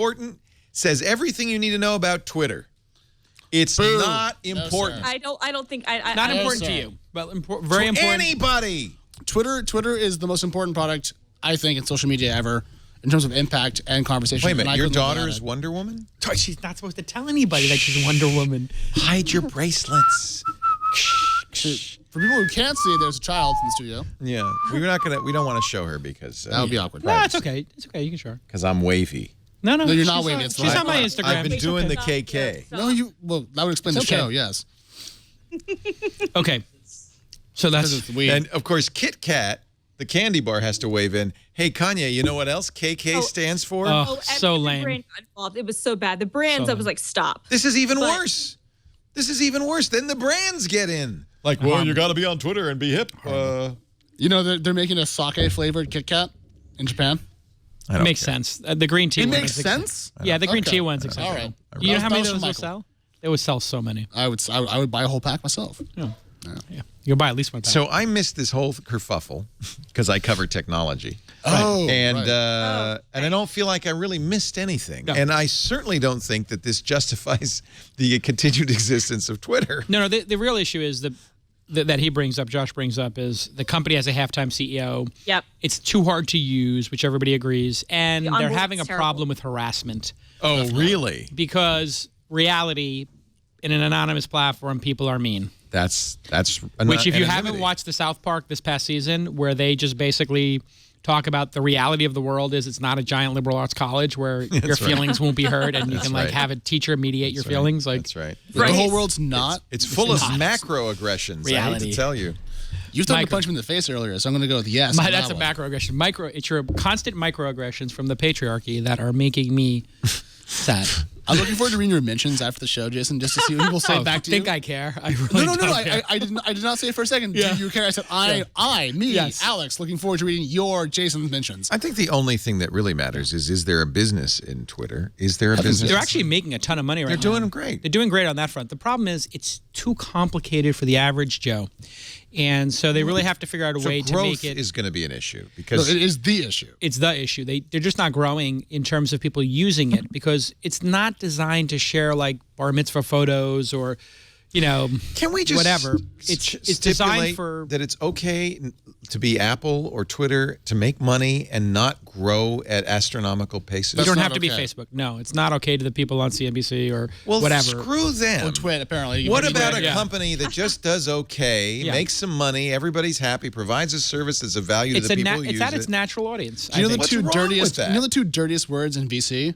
Lifestyle business. Yeah. That's Right? me. I'm a lifestyle business, and I think I the know. world And have you gone is public yet? 99.9% lifestyle businesses. It's fun, yeah. Leo, That's what- what built the world. Yes.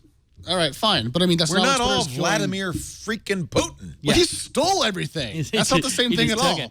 That's not a business. That's kleptocracy. I think the oligarch. it's a shame that the stock market demands, and it doesn't demand it in general, but Once they demands such took- growth of tech companies. Thank you, here's the Bernie thing. Sanders. The fact that they took venture capital money and they went public puts them on a track that Are you they have not- to show growth. Are they not in good shape with their VCs, though? The VCs are out long ago. Yeah. Yeah. So the So VCs they're are done. fine. But when you're a public company and people buy your stock, they only buy it if it's growing faster than other stocks. And that they why have an can't a opportunity in. company just stop listening to the hounding from the market? Why Because they can't have just- shareholders, and the shareholders have the ability to put people on the board and replace the management. There's a thing called fiduciary trust. Yeah. But So it's- they go to a shareholder meeting and there's a big fight. You could be a and the proxy shareholders fight. say, The shareholders could "Sorry, say, no you're more not of running this." the company very and well." it's long and it's ugly and it's Yahoo right now. All right, so to put it in perspective, so Twitter's trading for $16.80 a share right now at the end of trading on Friday. And I heard that if they're below 30, they were going to be an M&A op.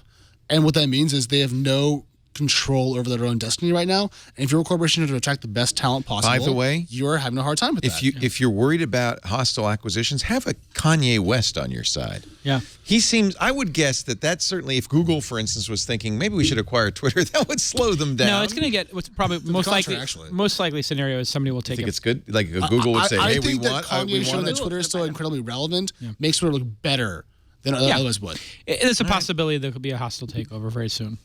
Who is it going to be? There's a lot of people looking at like buying 10% of it right now. So Do you want to tell us who it is? no. Why does 10%? Do you want to tell us one person? Why does 10% matter? Well, once you get to a certain level of ownership, you can start having influence over the board, start placing people on the board, start firing people. That's what activist shareholders do, right? Like Carl Icahn and so forth. That's what they Carl did to Yahoo. So right now, Dorsey's kind of reshaping the board, right? He's getting. He's doing that, new and he's in members control right now, and you could quickly lose control. And I think that's what's going to He's happen. also a halftime CEO, as you were saying. I mean, that's sort of the problem is that he's also trying to run. He's trying to run two companies that are. Didn't the having board a hard say time. we will never have a halftime CEO? They Well, they did, said and that, then they but- couldn't but- find anybody. Exactly, and they're like, "Well, fine, Jack." And Adam we'll- Baines. The power of Jack's beard and Adam Bain's hard work. I mean, like Jack's doing a really good job. I think we're in two very different businesses. But my general argument here is that if you run Microsoft, for example, you're running Office, Azure, Windows, hardware, and so forth. So it's really different companies inside of one larger holding thing. So you can do this. The question is he doing well? The stock market says no, but I'm not going to say it's impossible. He's only been in for a couple of months. Yeah. And to change something like this takes a couple of years. So he needs like 8 quarters, 12 quarters to make it work. Will the market give him that time? No. If things are going this badly and you're halftime, like if you're halftime and it's going like Elon Musk running SpaceX and Tesla and you're landing rockets that you sent to space and they're landing and coming back to Earth and being reused, and you're releasing cars that go faster than Ferraris but they have 4 doors, the market's going to let you do what you want to do. If you're a stock and Is my if you're, car going to go faster than a Ferrari? No. it could. Well, the X is Depends on the good. Ferrari. I didn't get ludicrous The X goes mode. what, 3.8 or something? Yeah. Yeah, but I 3.7? think the current Ferrari's faster than that. Yeah. And if So- the Model S goes faster than a rocket ship. The 4-door sedan can go as fast or faster than some Ferraris, and certainly faster than all Porsches or almost all Porsches. So if you're having that level of performance, yeah, people are not going to care that you're running 2 companies. But if you're running 2 companies And it's not going and well. and it's not growing, you're just it's never going to end. And so he's going to get another CEO for Square, is my prediction, and he'll be exec chairman of Square, and then he'll just focus 100% on Twitter, which is where his heart is. But yeah, this is not going to end well for Jack at this point. I mean, Leo here. I'm rooting for him. Who is going to take over? There you go. No, I see the stock is. Yeah. I'll put it Both up of on his the stocks. screen. Yeah. Both of the. Oh, you did Twitter and. That was Twitter and that's Square right, combined. Square. Yeah. So, I mean, the downside for Jack is he's been part of the creation of 2 kind of seminal, amazing companies that really changed categories and Square SQR. SQ. SQ. But they're both kind of in this adolescence of post hypergrowth and trying to deal in the public space. how to moderate that while still improving their operating margins. That's just tough. It's a really hard task, and I couldn't do it. Like, there's no way in heck I could do that. So yeah, I mean, it's only really one person who's made this work. That's Elon. I mean, even like people bring up Steve Jobs, like, oh, he was like at Pixar and at Apple. And I was like, he really was. He was like, he would drop by Pixar and like, take a couple meetings. He wasn't really running it. Yeah. Christina, what was that?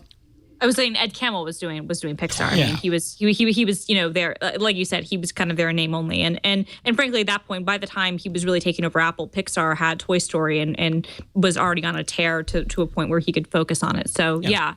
When you're winning, you can do whatever you want. That's right? true. Like that's all. Here's Facebook. Here's the graph that Alex was trying to show me. This is the red line is Square. The blue line is Twitter. This is over the last month. Square down 34%. Twitter He's down no longer a 28%. billionaire. I mean, that's poor Jack. Oh, he's still That's in the literally 2 comma a joke club. from Silicon Valley with the car doors that do this and I know. not Yeah, this. exactly. Or Not whatever in it the is. 3 I know. comma club. Well, no, but honestly, I think Jack might be the right guy for the job, and I think. But he's not going to get the time. We'll see. I mean, I hope he does, actually, because I think he can fix it. And by fix it, I just mean he can have the growth increase.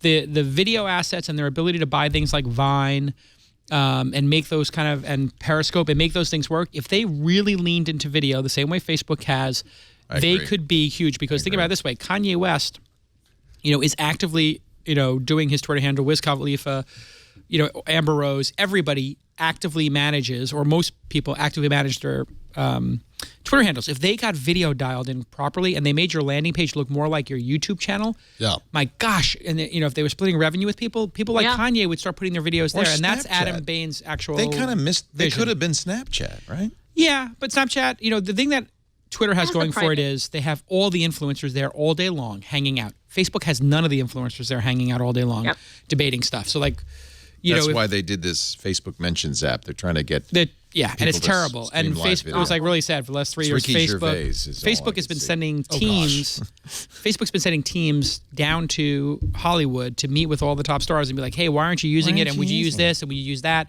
And everybody's just like, Rainn Wilson's like, "Why would I use this? Like, I have 100,000 followers on my Facebook page and I can't reach any of them. Like, nobody in Hollywood takes it seriously as a medium. But Twitter, they do. They're on it all day long, 24 hours a That's day. the thing. They wake up with it. They go to bed with it. They're like us in that way. But on the Jack point, I think the reason why he's going to be able to do this for a while longer and has more time than he might otherwise have is who would be the person you're going to put in place of him. And so there's been a lot of talk of that in the market about who would replace him either at Twitter or at Square. Now, Jason, you may know better than I do, but I haven't heard a lot of discussion about that potential replacement. So cycle. So it's not really In a hostile situation, there's going to be a slightly different approach, right? Like they're just going to fire him. But I'm presuming not hostile, but a normal takeover of the new executive for Square. Square, I think Jack is probably actively looking for somebody to run Square. Has he approached you? No.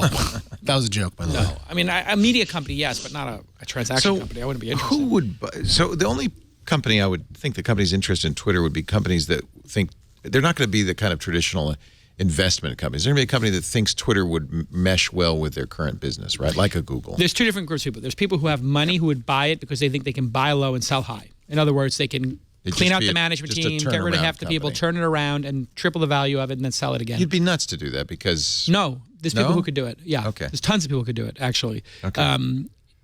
But right now, the company's controlled If it's by a that lot of easy to turn it around, why hasn't somebody turned it around? The current group of people haven't been able to because they've been flipping CEOs every 2 years.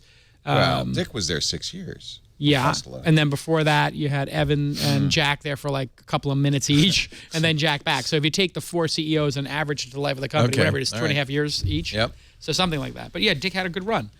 But he wasn't able to turn it around. He built a good business. During his tenure, it grew tremendously in revenue, and it grew tremendously in user base. It just started to top out. And so what I think they need to be is a collection of brands like Periscope, Vine, and they need to just quadruple down on video and split revenue with people. And you have one group of people using it, like the actives, 300 million. But then you could have 1 billion people watching the videos on it like YouTube does. That would be a much better solution. It looks like Google has considered it and decided against it.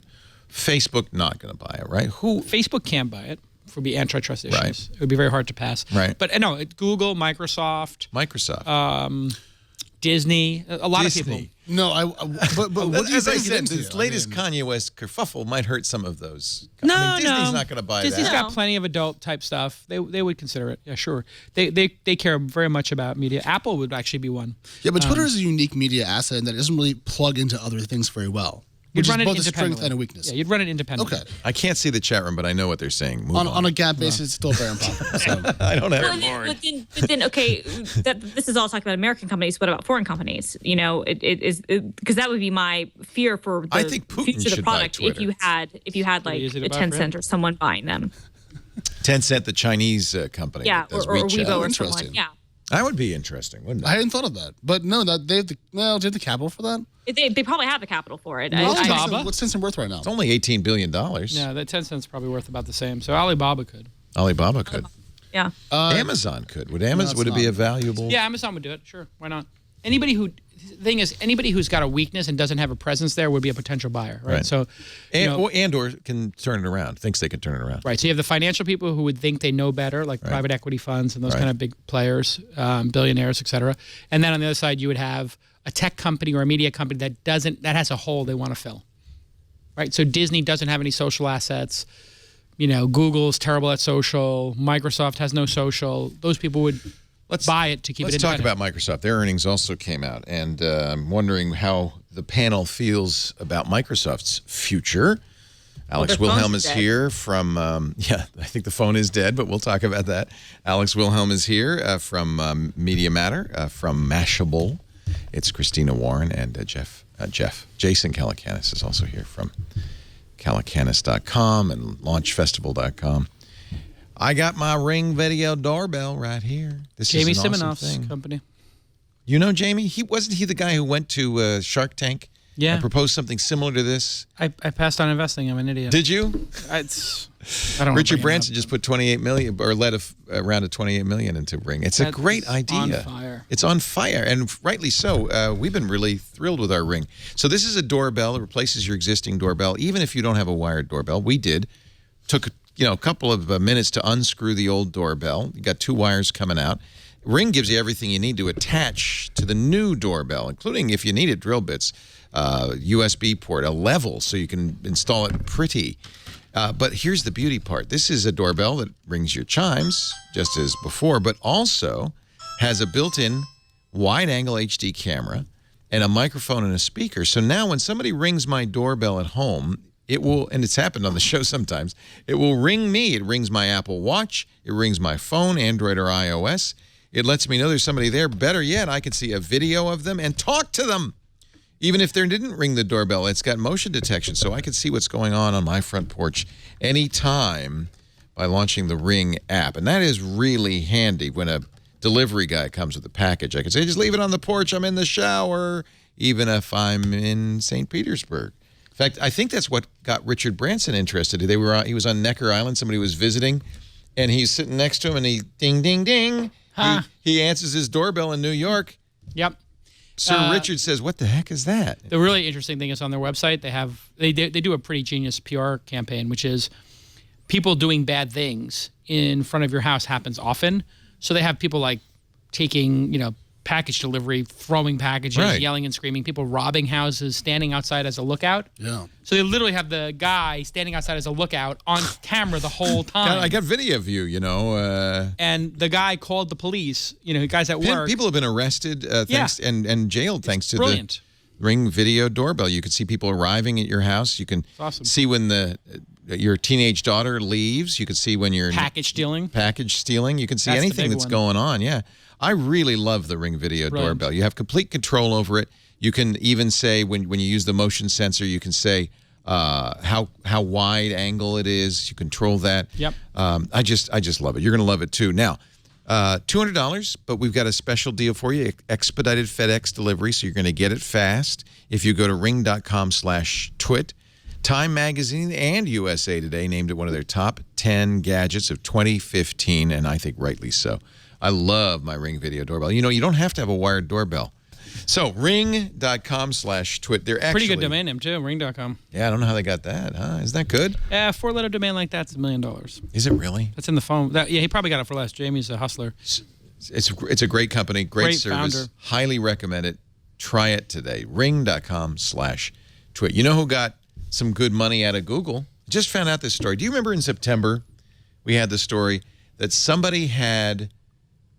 Remember Google started their own domain name registry? Yep. Right. And a guy stopped by and said, I wonder if I could buy Google.com. And he did.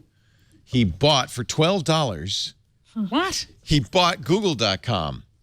Now, that's got to be the most valuable domain name in the world, right? And he's a former Without Googler. any question, yes. Yeah. So, of course, Google could have gone to ICANN and gone through the whole remediation process and 6 months later got it back.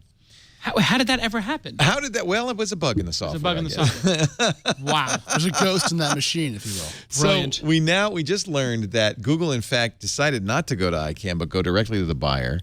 And they offered him $6,006.13. That spells Google in Leet. It also spells booby, but they careful.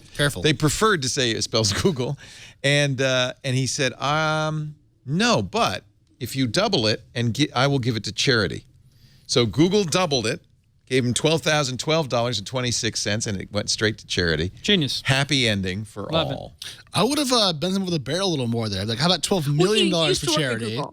Because they've got so much He money. used to work for Google? He used really? to work at Google. Oh, yeah, oh my. I think that's how. Okay, so it's just all a PR story. So he just pranked his we all boss? just Oh, man, fell I for just got a PR punked. story to so domains.google everybody Did to he- get a free ad on He's Big big in in Tech. That is not... That's He's not a cool. former Google engineer. He's not anymore, but he's a former Google engineer. And I think that it was one of those. It was kind of a bug bounty thing, almost. More than anything else. So I think that. What are the PR awards? This person just won a PR award. Leave it to Mashable to ruin all of our fun. Way to go! Sorry. Way to go, PR people. Yeah, good job, PR professionals. He's an MBA student at Babson College in Boston. Babson is the entrepreneur-focused business school, yeah? What did he do at Google? I think I just got punked For sure, 100%. by Google PR. Google PR just set this whole thing up. My So girlfriend works for loathsome. Alphabet PR, so I should recuse So myself now loathsome. from this The conversation. money was donated to an Indian educational foundation. I mean, it's still a cool story, but yeah, he used to. Let's be very real. It doesn't If say he it in any of the articles I read about this. Does it say he was a Google And employee? later on tonight, I will be breaking into Leo's house, but he'll catch me on Ring, and he'll drop the charges when the police pick me up. It's called native advertising. Thank God, Ring saved Leo Laporte. I love how this is the longest ad ever on... Unbelievable. Oh, no, it's not. It's a callauback. Not even close. You haven't heard the what Audible was ads. the longest ad? The Audible even ads. We talk close. about Audible books for For 20 minutes. hours and hours and hours. Audible.com. Get the Here's platinum a plan. Get 2 tip. books free today. If you create horrific malware that ends up on millions of computers worldwide, Yes. and you get arrested, my suggestion is turn state's evidence. Turn in all your fellas, because you're going to get off. Michael Hogue, ex-Visceral to his hacker friends, pled guilty in 2013 to distributing malware, conspiring to commit computer hacking. He created the Black Shades Rat. It was a remote. This is kind of the worst kind of malware. It was a remote access Trojan. So you could buy it, install it on your ex-girlfriend's machine, turn on the camera, turn on the audio anytime you want without her knowledge. It's creepy Loathsome. stuff. Yeah. Creepy stuff. The moron advertised the malware, Of course he did. was contacted by an FBI agent in 2010. The agent was running a website established as part of a sting operation targeting illegal trade in credit card numbers. He said, hey, I don't have any credit card numbers, but you want a remote access Trojan? I got one for you here. So he was arrested. Congratulations. He's getting 5 years of probation Wait, that's it? because he cooperated. Oh, right. Well, stupid pulled a is Cebu. as stupid does. That's my entire take on that. Yeah.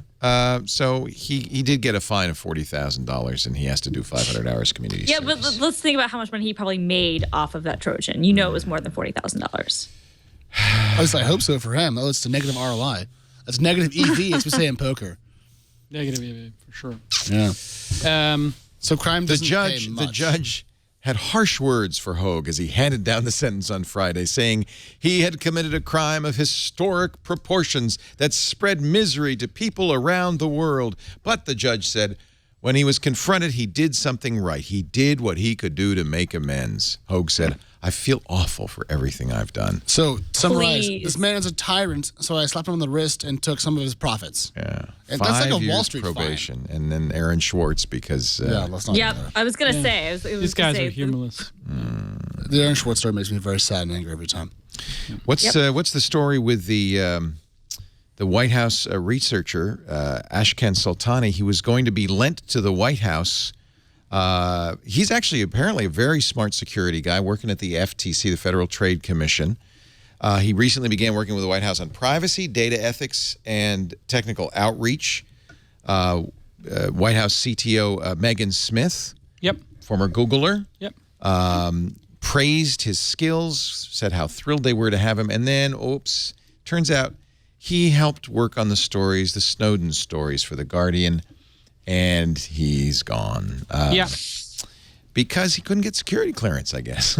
Yeah, well, if you were worked on the Snowden stories, to what extent? Like worked on carried thumb drives with documents on them across borders? I think he did that, but I don't really know. It seems like he probably worked with people He's at the probably Guardian. technical advisor to explain. That's what I'm thinking. Yeah. That's what I'm So thinking. probably a little too close to the... Yeah, I mean, which sucks, but I mean, you kind of understand why he's not going to get clearance. I mean, Yeah. you know. This underscores the problem they have in D.C. about finding actual technical talent that is You're not... absolutely right. Exactly. Back in the D.C. bubble, I mean, this person here would be not a social pariah or professional pariah at all, but in their circles, he's committed not just a high crime, but a high treason. Right. And I think which is a failing from their perspective. it proves to you that there's still plenty of animosity in the White House for Edward Snowden. Yeah, but I'm fine with that. They can stew in it. But my point is, if they want to have better systems and better talent, they have They to need to have realize those they... people. Yep. Christina, please go for it. Oh, no, I'm sorry. You're right. I was just agreeing with you. Like, you're dead on. Like, if they want to actually fight these problems, if they want to actually have the smart people there, they're going to have to give up the fact that, hey, maybe they are sympathetic or have worked with people that they don't like. Right. Tie is no longer required, but hacking skills, yeah. I mean, that's a real simplification, but also I think a fair way to look at it. And this guy would have been a real asset to the government, I think. And instead, now he's going to be, back on our team, I guess. But I'm sad to see our thing we pay for our call to U.S. government not have the top talent it could. We don't have complete information. No. I'm speculating that that's what it was. We don't actually know. Maybe they found something on him that is a little disturbing. Yeah. You never know. He was tweeting about it, so it couldn't be that bad. Yeah. Microsoft's earnings came out also this week, and they beat the street. I guess that means good. They're a cloud company now. They are. There's no question about that. Office 365 sales strong. So were Surface sales, despite the $1.35 billion, up 29% constant currency on a year-over-year basis. I don't even know what you said, but that's good. Net income, it's growing. Net income, $6.3 billion. Thanks, Jason. It's growing. Yeah. The important number is $9.4 billion in commercial cloud run rate. That's the important number, up from $8.2 billion sequential quarter. This is why we have you here. Yeah, well, I read all the numbers. It's the same as AWS. Is it really? It's as strong as AWS? AWS did $2.4 billion last Amazon's quarter. the king of this business, right? And if Microsoft can compete with Azure, that's saying something. Yeah, but you're counting Office in these numbers. They're counting commercial O365, so it's not just straight AWS to Azure revenue comparisons, but the point is their larger cloud push is working. They've committed to their investors that they'll hit, was it $20 billion in commercial cloud run rate by fiscal 18, or by the end of it. And so the point is they're inside the proper band of growth for this product, which is impressive because 5 years ago, they were really out to sea, if you will. But, I mean, they're still declining in terms of total size of revenue on a GAAP basis for the quarter. And GAAP just means normal accounting rules, not stuff you made up over lunch. But the stock price went up about 5 points after hours. So But investors as were happy. Christina kind of observed, Yep. The phones are over. we can officially say Windows Phone is dead. Sales actually plummeted year over year. Yeah. Oh, yeah. And they weren't good to begin with. They weren't. And I mean, look, they're selling more than BlackBerry, but I mean, that's the only person they're selling more than. I like my BlackBerry Priv. Don't knock the BlackBerry Priv. That's back to this again. Okay, whatever, dude. The one fan of the Priv keeping the brand alive is right here. It's quite a You nice enjoy that Android keyboard. phone.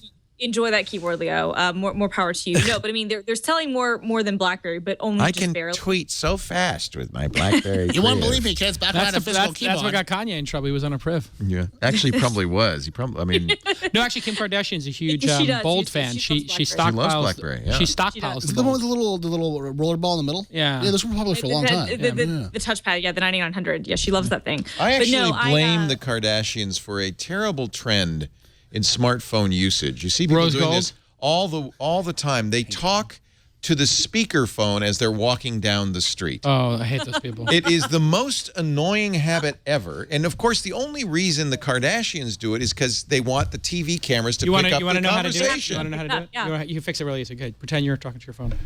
Yeah, so I told my broker. No, it's totally crazy. What? No, I was told- totally. And I said I but told- You're both is it old. Shut up. possible for me? And so what I do is if somebody's doing Do it that and I back. find it annoying, I just pick up my phone and I just start talking into it. But I'm not on a call. Kids, Just to, you like, can give them a hold message. the phone up It's to your hilarious. head, and no one will So- hear Yeah, your no. call. So No, you- no, you I'm phantom- not you doing phantom- anything. You phantom call and Totally. just walk around like this, like, hey, no, No. Billy Like if Bob, you're in a no, cafe and absolutely somebody's not. yelling like that, you just go, "Yeah, no, I'm doing nothing. No, nothing tonight either. I actually kind of like you. What now, are you Jason. doing? Nothing. Cool. What are you doing later? Nothing. Cool. And like then Merlin the person Man- gets the idea. Why are you Merlin- making fun of my social life? Merlin I- Man no, I had was a on- great. I was on a flight and a guy was so on the annoying. road and he was talking about a deal. And he's talking about people I know. And I literally tapped him on the shoulder. He's like, I'm on a call. I was like, I know you're talking about like John and Susan and whatever from this deal. Like I'm meeting with them next week. Like you probably shouldn't be yelling about the deal. Shouldn't He's be like, oh my talking God, about this. hold on, I can I call you back? He's like, what did you hear? I was like, what did Everything. everybody hear? Like What airline did were I you? hear? What airline were you on? Virgin America? Virgin. It was actually Virgin. Yeah. Yeah, I thought so. Of course, it was Virgin. Of course, Yeah, it's the I can't fly private, but I'm still a D-bag airline, which is why I fly it. So there you go. No, it's not that. It's kinda like that. It's not. It's got purple lights. What's wrong Actually, with Virgin? I like the I Go-Go. I give and them money. I like them. They're I like great. Go-Go. I like Go-Go. All right. Such a snob. That's what I find the young people today. They're snobby. Yes, we are snobby. You ruined the economy. We're snobs. Who's worse? I don't know where. When Mattermark goes public and you get your Jet Suite car, Yeah, I don't I'll have enough just options Be for sitting that, here but I'll with see if my I get some more. lifestyle business, calmly, slowly, You know I love you, Leo. working my way to the grave, my fingers to the bone for you. this is work. Tom Warren. Look at where did Tom Warren get this picture? I love this picture of the funeral of Windows Phone. That could be Why Photoshop. did Tom Warren and The Verge declare Windows Phone No, dead? no, no. Christina Isn't that an old Warren? Microsoft thing? Yeah, Wasn't this that actually- yeah, it was. a It was stunt a old, while you know, ago. the- Yeah, that was a stunt. There's a while. Is that ago. an iPhone? yeah. Yes. They- It's following a hearse. So if you can't see this, Wow. on the screen, So it's genius. people are wearing long shrouds as if they're the Reaper with Windows logos in the back, carrying a dead iPhone behind a hearse. It was a funeral Yes. for the iPhone It because was. Windows This Phone was going during to put Windows it Phone out of- 7. This was out during of Windows Phone business. 7 era. And Oh Lord, How'd you know, that they work out? regret having those photos made now because they're yeah. being used against them, shall we say? they are So, being well. used against So, but them. aren't they going to come out with the Surface? Like, wouldn't it be logical? Oh, thing to Surface just Phone, build yes. Surface Phone? full Well, speed they- ahead. Yeah. Damn the torpedoes. They just bought the domain, so they have Yeah, it. but they're going to rebrand it. Lumia is going to become Surface Phone, which makes sense. It should be. But the bigger problem is that, I mean, they have no apps, and I think that the John Gruber pointed this out. The problem, I think, even beyond like no apps, is that everybody acknowledges that there are no apps and just doesn't even try anymore. Like the developers' story is at this point, they're like, "Yep, you know what? Well, this news is not going to help. So last year, this time, they sold 10.5 million devices, which is still crappy. But Still this terrible. year, 4.5 million. So it's down more than half, 57%. Furthermore, Microsoft, according to IDC, Microsoft and Nokia together have sold a total of 110 million Windows phones compared to 4.5 billion iOS and Android devices in the same time period. Is that the same number? No, that was sarcasm. Well, it's 145th. Well, 143rd, if you will, but yeah. All right, 143rd. No, but I mean, of- if you pull up the chart you have right here on your screen, I mean, this is a good one. That's the terrifying number right Yeah. there. That's the problem. And you know, Benedict Evans, you can say whatever you want about him, but he has a real solid point there. So, and yet, and by the way, I think Microsoft acknowledged this when they wrote off the acquisition of Nokia Yeah, a couple of quarters ago. I mean, 7.6 billion. it's Right. not news to Microsoft, but Satya Nadella has decided that for whatever reasons, however much they lose, however bad it looks, they are going to continue to make Windows phones. It's too important to the business, and they're going to go ahead with a Surface phone. Well, I don't know about that. I mean, I feel like they they will make them, but it's almost, but they're not going to push them. I mean, you look at the Lumia 950 and the 950 XL, they were AT&T exclusive. They didn't push them. They haven't sold very well. They weren't reviewed very well because, frankly, they weren't very good. I think that long-term, Microsoft might have something in the whole philosophy of being able to have a phone that's also kind of a mini Windows computer. As mobile chipsets get more powerful, that has potential. They do have that continuum feature where you get this puck that you dock your phone to and you put it on a screen and your phone is the computer. It doesn't work so well? No, it's terrible. It only works with certain monitors, and it only works with certain apps. We literally ran into this when we were reviewing ours, is that if you had it connected to one monitor, it might be fine. It's the right vision, another monitor wouldn't. Yeah. But it is, you're right. Is it the right vision? Of course. Who wants to do that? Listen, when you go to how many times do you go to your television set, take out your phone and take what's on your iPhone and put it on your TV through Apple TV? People who have Apple TV do this all the time. Yeah. So your iPhone is essentially the computer that's running your television. It's a media server. Right, it's a media server. And it's completely possible that your iPhone could just plug into a dock, have that beautiful LG monitor and a keyboard, and then you pick it up and you take your computer to work with you, and you're done. Honestly, I think no computer at home. Why would you have a computer at home? A lot of people go on business trips now without anything but their phablet. Well, that's true. I do that. I have 4 laptops, but I don't get that. But I like the So that means hotels will have keyboards, mice, and monitors? Sure, why not? Or people will carry keyboards with them. And that's a portable. You know, your HoloLens will plug into your Windows phone. I have people come to... I've had people come to pitch meetings without a laptop. And I'm like, where's your laptop? They're like, no. And they just take out their phone. They take out their little HDMI, plug in their phone. Right. And they have PowerPoint or Keynote on their phone. And they've made the Keynote on their phone. Like, these people they're making... PowerPoints me a headache on their just phone. To think about it. They're doing it. Well, I think that I don't know if consumers will buy this right now, especially not with Windows, but I do think, like, from a business perspective, you might be able to get like enterprise buy-in. So if you're selling people a bunch of Service Books or Service Pros, you might also be able to say, hey, buy some of our phones too, and you can kind of double this as a workstation. I think that has opportunity, not huge growth opportunity, obviously, but enough to make them. But I feel like as a consumer play, they've all but admitted that this thing is over. I mean, the fact that most of the resources are going towards building apps for iOS and Android rather than developing software first and foremost for their own phones says everything you need to know about how they see the consumer space on phones anyway. Christina, are you really excited that the Gilmore Girls is coming back to Netflix? Yes. Wait. Are we off hardware? I have one more thing I wanted to say. Okay, go ahead. I'm sorry. No, I forgot it now. Gilmore Girls. I've never seen that. Gilmore Girls. I'm so excited. What's a Gilmore Girl? I've never seen Gilmore Girls. All right. How have you never seen Gilmore Girls? It's so good. Netflix is really on a tear, aren't they? They 75 million subscribers globally. What's amazing about this to me is that Warner Brothers, who does not have a great relationship with Netflix, is the one who's doing this deal. So even Warner Brothers is doing an original kind of distribution deal with them where they're going to be producing 4 Gilmore Girls movies, one for each season. Apparently, the entire original cast is coming back, except Melissa McCarthy. I'm pretty sure that they're not going to be able to get her back. She was in the Gilmore Girls? She was. Is that how she got her start? That was. She was Lauren Graham's best friend, character named Suki. She was a chef, and it was a fun character.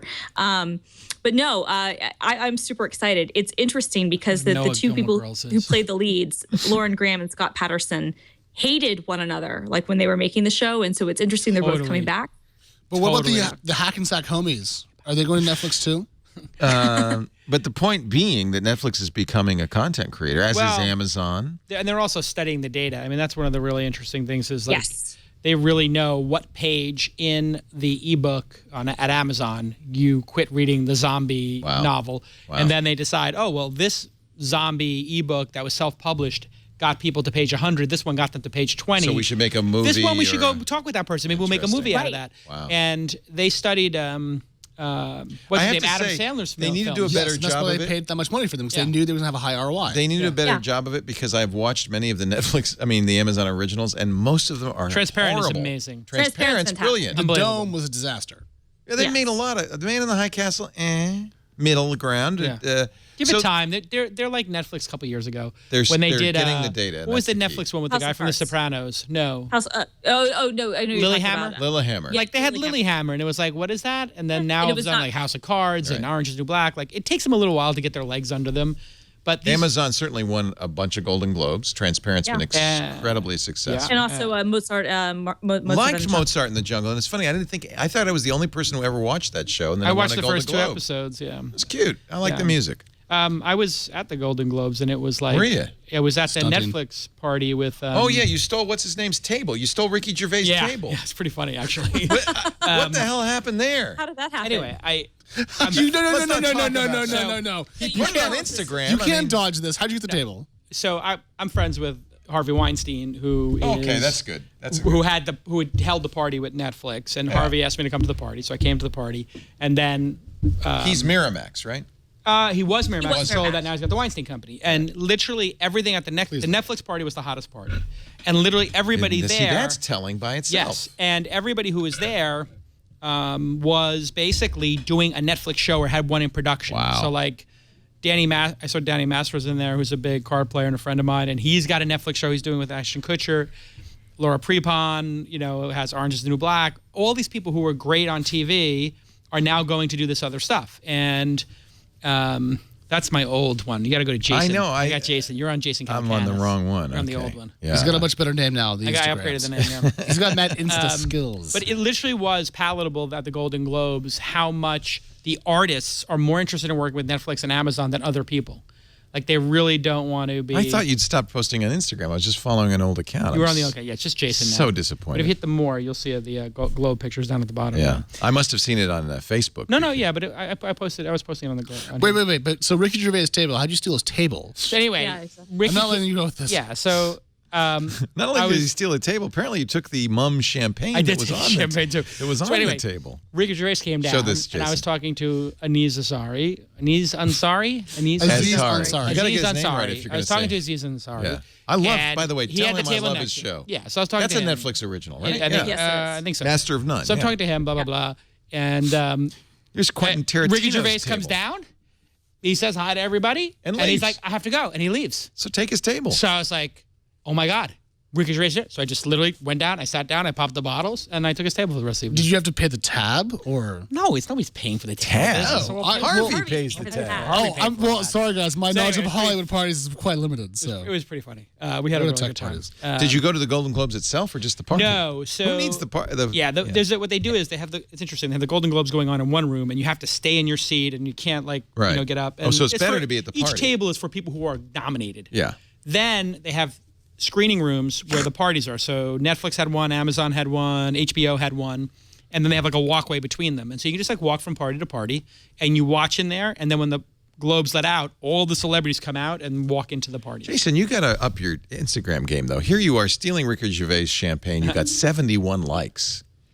More people must They follow should have, you. yeah. More I people don't know. need to follow I switched you. my handle on. He's I on That's only what have happened. I Instagram. didn't know. I was following the But I wrong actually one. talked to Quentin Tarantino too. That was pretty fun. Nice. Yeah, Instagram.com/Jason is a noob. There's is no his current handle. backslash. What are you Jason talking is a noob. backslash? No, What are that's you the in parody DOS? account that Alex Yes. maintains. I'm a 3.1 That was Windows pretty kind cool of guy. though. Meeting Quentin Tarantino was That was a highlight for nice. me. Yeah. I talked to him about this roadshow thing he's Apparently, doing. Quentin's drinking Red Bull and Fuji water. I think Fiji. they put the Fiji water. everywhere. Fiji. I'm sorry. I'm from the wrong island. Fugazi, Fiji. You're conflating Fugazi, terms again. Bakaka, whatever. Whoa, careful now. But the whole point is like the entire industry is moving to that for television and now movies. So Yep. what they did with like we were just talking about, Alex was talking about. Look at this graph. Adam This is Sandler. astounding. Adam Sandler was like dead to Sony. That came out in the Sony hacks. They're like, this Yeah. guy's a pain in the neck. This guy doesn't get any. Nobody buys tickets to his movies. But they do Netflix watch look- them on Netflix. Yeah, then they watch them on Netflix, and then people looked at the Netflix people were like, my God, this guy's popular. Oh, same thing with Gilmore Girls. I mean, what's interesting about that show is that it originally was on the WB, and then I think its final season was on the CW.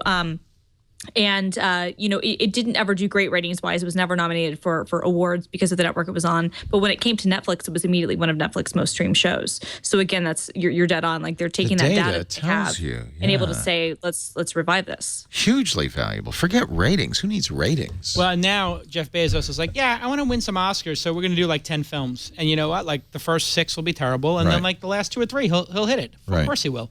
Right. And you have to think, the amount of money it takes to do this in Hollywood is really like, it's minor compared to the amount of money technology companies make. So Oh, certainly. minor. Like, so Jeff can just buy all the interesting stuff, and then the control that they give people is amazing because in our industry, of course you give people who are in charge control. If you're making the product, yes, by all means, go make it.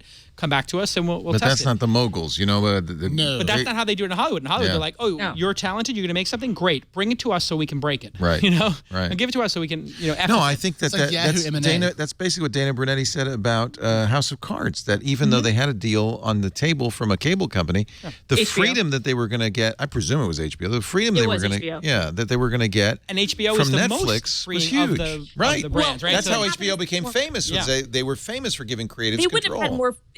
I don't believe Netflix gave them more freedom in the slightest. I do think that was a money play, and I think that frankly $100 million. It was $100 million. Yes, I mean that was Netflix best $100 million they've ever spent was acquiring that. They've got They paid for it 30 right away. 30 million people in the U.S. paying whatever $9 a month. It's Yeah. $250 million Yeah. a month. It's like, who cares? It's all funny money. Isn't that interesting? $100 funny million to money. them is nothing. It's nothing. What infrastructure do they It's have? not nothing.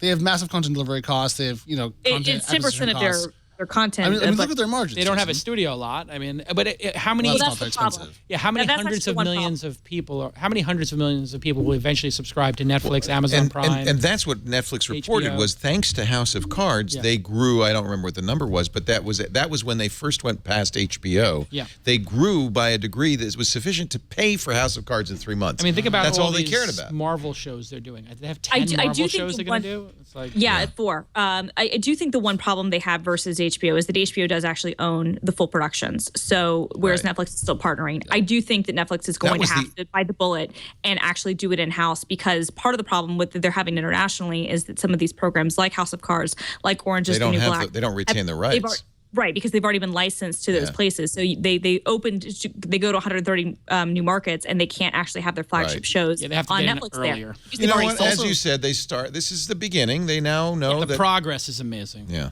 The progress is That's the amazing. thing. It's Silicon Valley rate of speed, Yeah. and that is a different People in beast Hollywood entirely. are absolutely terrified. They should be. It That should sounds be. like. Terrified. Yeah. In the last 12 months, Unless they're creatives, in which case this is They're delighted. a gold rush.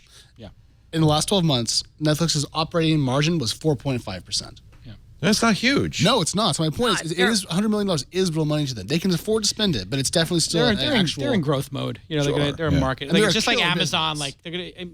Reed Hastings is just going to take like a decade long approach, like Bezos did. Like we'll just break even for 10 years, and then nobody can stop us, and then we'll open up the margins. Well, I'm just glad I brought up the Gilmore Girls because that. I don't even. I literally don't even. That even opened know. the- Good show. I'm the only person on this But panel aren't who's all the ever Golden seen Girls this. dead? Aren't they all those Golden No, Girls it's dead? the Gilmore Girls and But Oh, I thought it was a Golden Girl. I just Oh. love B. Arthur. I think she's Arthur's- so she's the great. nut. Stop. She was great. I love B. Arthur. Sorry, Christina. She's I dead. had him flipped in my head. Sorry is the about Gilmore Girls the mother and daughter show? Yeah. Oh, I've seen that. I've Thank seen you two for episodes of that. Thank being you. a friend. Stop. It's Carole King's song was the theme song, not Thank You for Being a You Friend. Yeah, got a Jason. friend. That's Toy Story. That's Toy Story. You got a friend in me. Let's take a break as we continue to violate copyrights left and right. It's all fair use. I just want to point that out. birthday. Our show, we got a great panel, and I thank you all for being here. Jason Calacanis, Alex Wilhelm, Christina Warren. We'll wrap it up with what I like to think of as the seeds and the stems, the stuff the shake that falls to the bottom. There we go. Is coming up next. But first, a word, and it's often the best stuff, from ShipStation. You know about ShipStation? ShipStation.com. If you're selling online, you want to have a professional fulfillment, right? You want to get your orders out the door quickly. You want to make sure you save money.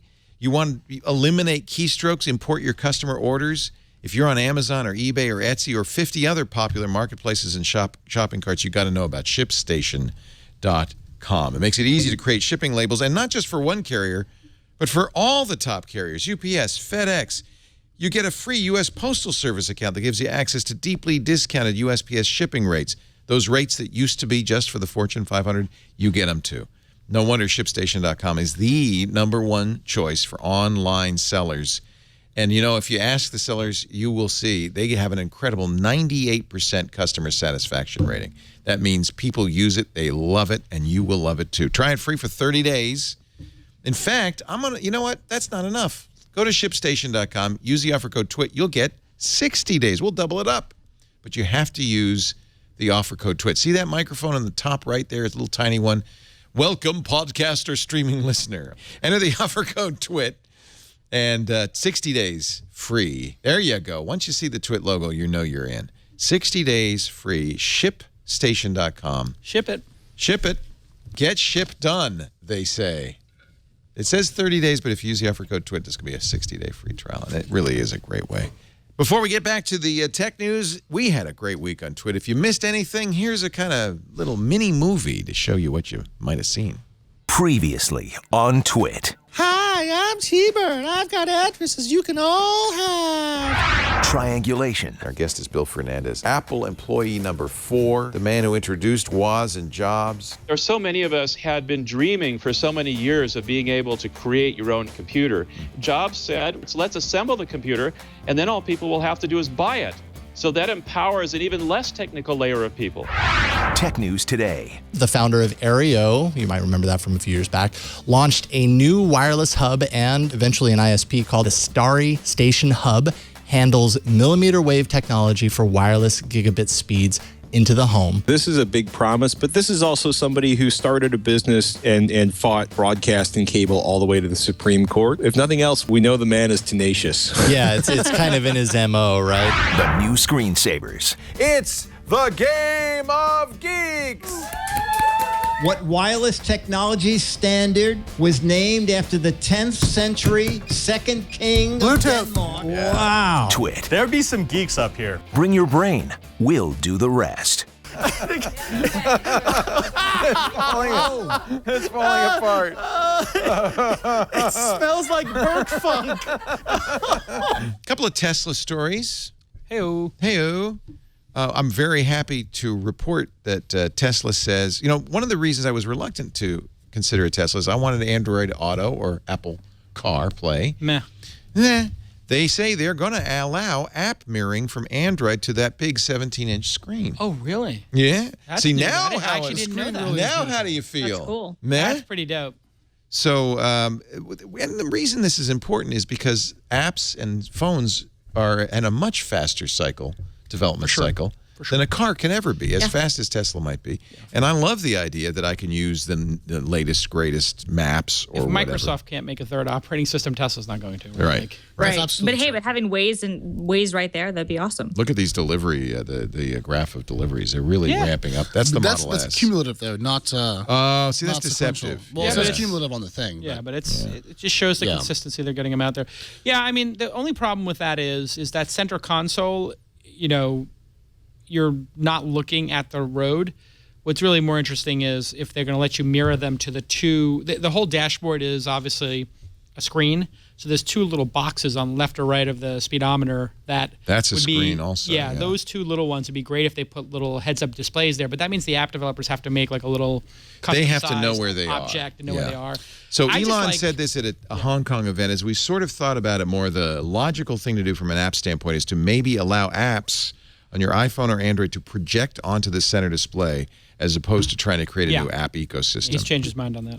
I think that's smart. What they were going to do in SDK and you would develop the problem is, for like if he's got to put all his engineers on self-driving cars, like does he really want them trying to get Spotify to work? Right. No. It's a complete non-cooperative work. It's like repetitive work, right? Right. Although I will say, when I first got into Tesla for the first time, and I saw how big the screen was, I was like, oh my. I was really taken by it. I thought it was a beautiful piece of engineering. It's pretty amazing. Yeah, I didn't like delicious. it. I thought that's too big. No. What's really nice is when you're driving and you can make the map full screen. That probably really is nice. Beautiful. Yeah. Like the web browser is kind of. I don't want anything on the dashboard to be too beautiful. I'm trying to. It's nice. Of course, maybe if the car is driving itself. It's great for the passenger. Like if they're like, Wait, on Lee, the web. You don't have a personal driver at all times? Yeah, my wife. Oh, there you go. Big screen for We're you. rapidly becoming that old couple where the guy's sitting in the passenger seat going, hey, no, I thought you should turn there. Wait a minute, that's a red light. Slow down. That sounds like every relationship I've ever been in. Elon Musk also bought 100 million shares of his stock. Now, he had a good strike price. $6.63. Yeah, stock's worth $192. He did okay. That's okay. Yeah. He does have to pay taxes, though, at that point, right? You do. Yeah, Still you pay a long-term the difference. capital gain, though. Yeah.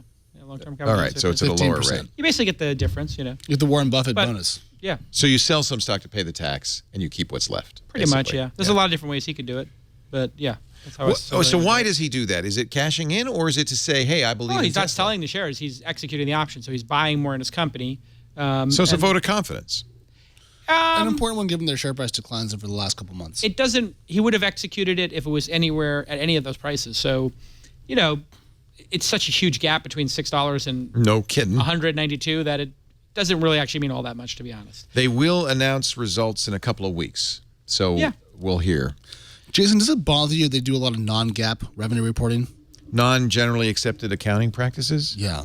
They do non-GAAP revenue because of their leasing program, and trust me, bonkers. It's I would hard just to look track. at you just got to look at the total number of cars sold. Okay. You know, that's basically the tell there is like, are they shipping the number of cars or not, right? And that eventually, like the number of orders they have in advance, how productive their factory is. They've had to get these factories online, and these aren't like he's building the car from scratch. Like they're bringing in metal on this side of the factory, building the car and sending the car on the other side. And I respect that. So Rouge plant. He really had to suffer through getting those factories online. That was not easy. Yeah. It wasn't like the Roadster where they put together other people's parts and That was a Lotus. It was a Lotus, yeah. It was a Lotus chassis, but it's about 80% his parts, 20% other. Yeah. But it was all made by other people. Now, I think the only thing in the Model S that was somebody else's was the steering column was Mercedes because he didn't have enough time. And the Mercedes is the X all Tesla now? It's 100%, yeah. I don't think there's anything in there. What did he say about that? They shouldn't have built it. It was too hard or something like that. So we shouldn't have built this car. You know what they shouldn't have done, and I'm sure they're regretting, is the Falcon Wing doors, because that's going to be a nightmare.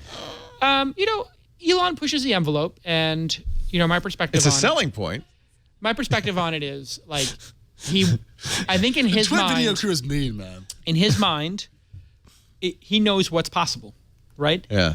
And he is such a hard worker that, why wouldn't we put these things on, right? It's hard, but he's like, I can get it done. I'll get it done. Yeah, so he will get it done eventually. He's trying to land a rocket ship. So he's outlandish sometimes with the things he wants to get done. I actually love that. And that's great. That's, if he misses on one or two, it's like he's still going to build this epic thing. But he should have probably, at the end of the day, this car might have been a lot of work that could have gone into the third gen. And now the third gen is going to get here quicker. So he's got to get the third gen. Everything relies on that third gen car, 35, 40K car.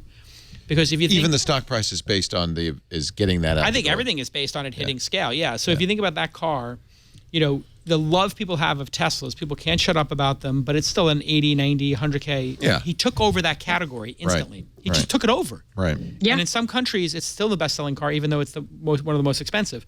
Can you imagine what happens if he makes a Prius-like or Honda Accord-like car and it's anywhere near as good as the Model S is in terms of customer satisfaction or ratings? It could be unprecedented. That's why Apple success. is eyeing them. Obviously. I never realized that's the kind of thing an Apple would love to see as and their also, next thing. Think about the showrooms. I mean, if he gets that, if Apple were to buy it, how many showrooms would they be able to have that car in? Yeah. Day one. Yeah. How many Apple stores are there? Yeah. Yeah. Hundreds or thousands? Yeah. There's probably about 100. Is that all? It's not that many.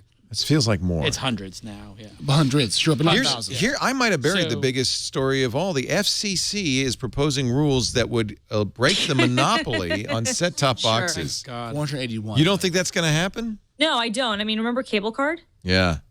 I'm just saying it's a great idea. It's a great idea, but this is a great proposal that some other commissioners will probably vote against. And I don't. Tom Wheeler, who I have to give him credit. I love him. I thought he was going to be the shill for the cable and phone industries. Turned out to be our best ally in the FCC. He's proposed that you have the choice of not just a crap DVR from your cable company, but an Apple TV or an Android TV or a Roku box, or just in time for the death of cable. Yeah. Well, but it would hasten the death of cable, wouldn't it? And that's, I'm sure, cable is furious over this. These young kids are just like Netflix, Amazon. You're right. At this point, it doesn't matter, does it? Because or mom's DirecTV login. Yeah. Although I love that Tom Wheeler, after getting net neutrality passed, which was hugely controversial in the business community, turns around and goes, and now cable again. This guy really just has like a rock solid constitution because he doesn't care about what. It's great. Yeah, I've met him a couple of times, happily enough, and I was fortunate to meet, just lucky. He's a really nice guy too. So nice and hardworking and on the right side of history. All right, for a public servant, I'll take it. Yep. For somebody in the cable, television, and wireless halls of fame, pretty impressive. Yeah. It's interesting because it's not just the cable companies. The Congressional Black Caucus is against this move because, and this is an interesting point of view, a more wide open style might hurt minority programming. They say it would be relegated to the bottom of the pile. No, I don't buy it. I'm not sure that's true. If there's an audience for it, there's an audience for it one way, or the other. I mean, it's like, the demographic shift that's occurring in this country ensures that content is going to get made for the demographics that are growing and that spend money at movies or on television. It's ridiculous to think otherwise. So the stats are terrible. Consumers pay $6 to $14 billion a year in renting these crappy boxes from the cable company. That's a gross margin for you. You want to go into a SaaS business? Sell that, apparently. I mean, geez. Well, I mean, that was a big. Well, remember when Motorola was acquired? That was one of the big thoughts that like Google was acquiring partially for the first time was for the set-top business, but then they ended up selling that to someone else. Yeah, and then the rest of the deal went so well too. Yeah, I know. Well, but they sold out the cable box business real quick, and I think they probably made a pretty penny on it. And then I think that's been sold another time. But yeah, you're right. Talking about gross margin businesses, those boxes, which are terrible. But and also R.I.P. TiVo. I mean, I know they're still technically alive. I have a TiVo, which I love. And I have a cable card in it because the FCC at least mandated that. Well, right. Well, precisely. Same here. I have a cable card in my TiVo, but it's one of those things where you almost, like, to me, I would have been able to be okay with paying the rental fee for the box if it had had the interface and the smarts of a TiVo. But because they can't, what are you paying for? I mean, that's the worst part of it is that you're an average of $231 a year per customer per box, renting this crap box, which probably costs $50. And if you ever forget to turn one of those in. I know this for a fact. And the collections people come after you. The amount of money they charge. I mean, I had to ship mine back to Atlanta because Comcast wanted like $1,500. I went DirecTV. Wait, to Atlanta? That's across the nation from you. That's insane. I got a bill. I moved to New York. I actually kept the cable box. I brought my cable boxes back 3 years ago when I moved out of my old apartment. Just a month ago, I got a bill for it. And I went to Comcast and said, how can I prove to you that I brought your box back 3 years ago? And why are you billing me for it now? Yeah. Right. Slackers. Yeah, get on the shtick. Maybe they delay it just so you'll be like, screw it, I'll just pay it. I think this would be great, but you think it's not going to happen just because of the amount of money in the cable Just think about industry. all the great content available. If there's more content, there's more great content being made than is necessary. Like, you can't possibly watch all these great shows. So for people, like, they get Netflix, they get Hulu, and Amazon. I have those three. I have the Hulu without ads. Like, what am I not getting? Like, nothing. And then I have NBA Direct League. So I don't miss anything. I pay for all of it because I'm an idiot that way. I mean, I literally pay for everything, including like 4 music services, because I'm an actual idiot when it comes to subscription stuff. But yeah, you're dead on. Why do you pay for 4? I mean, I don't know. You could say reasonably, well, I need to stay in touch with all of them, but you're not saying, you're not taking that as an excuse. No, I'm actually not, because I don't. I mean, I guess I do, but I don't use them all. It's just.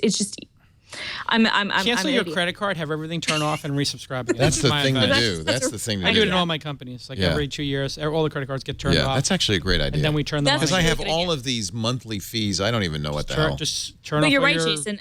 Cards.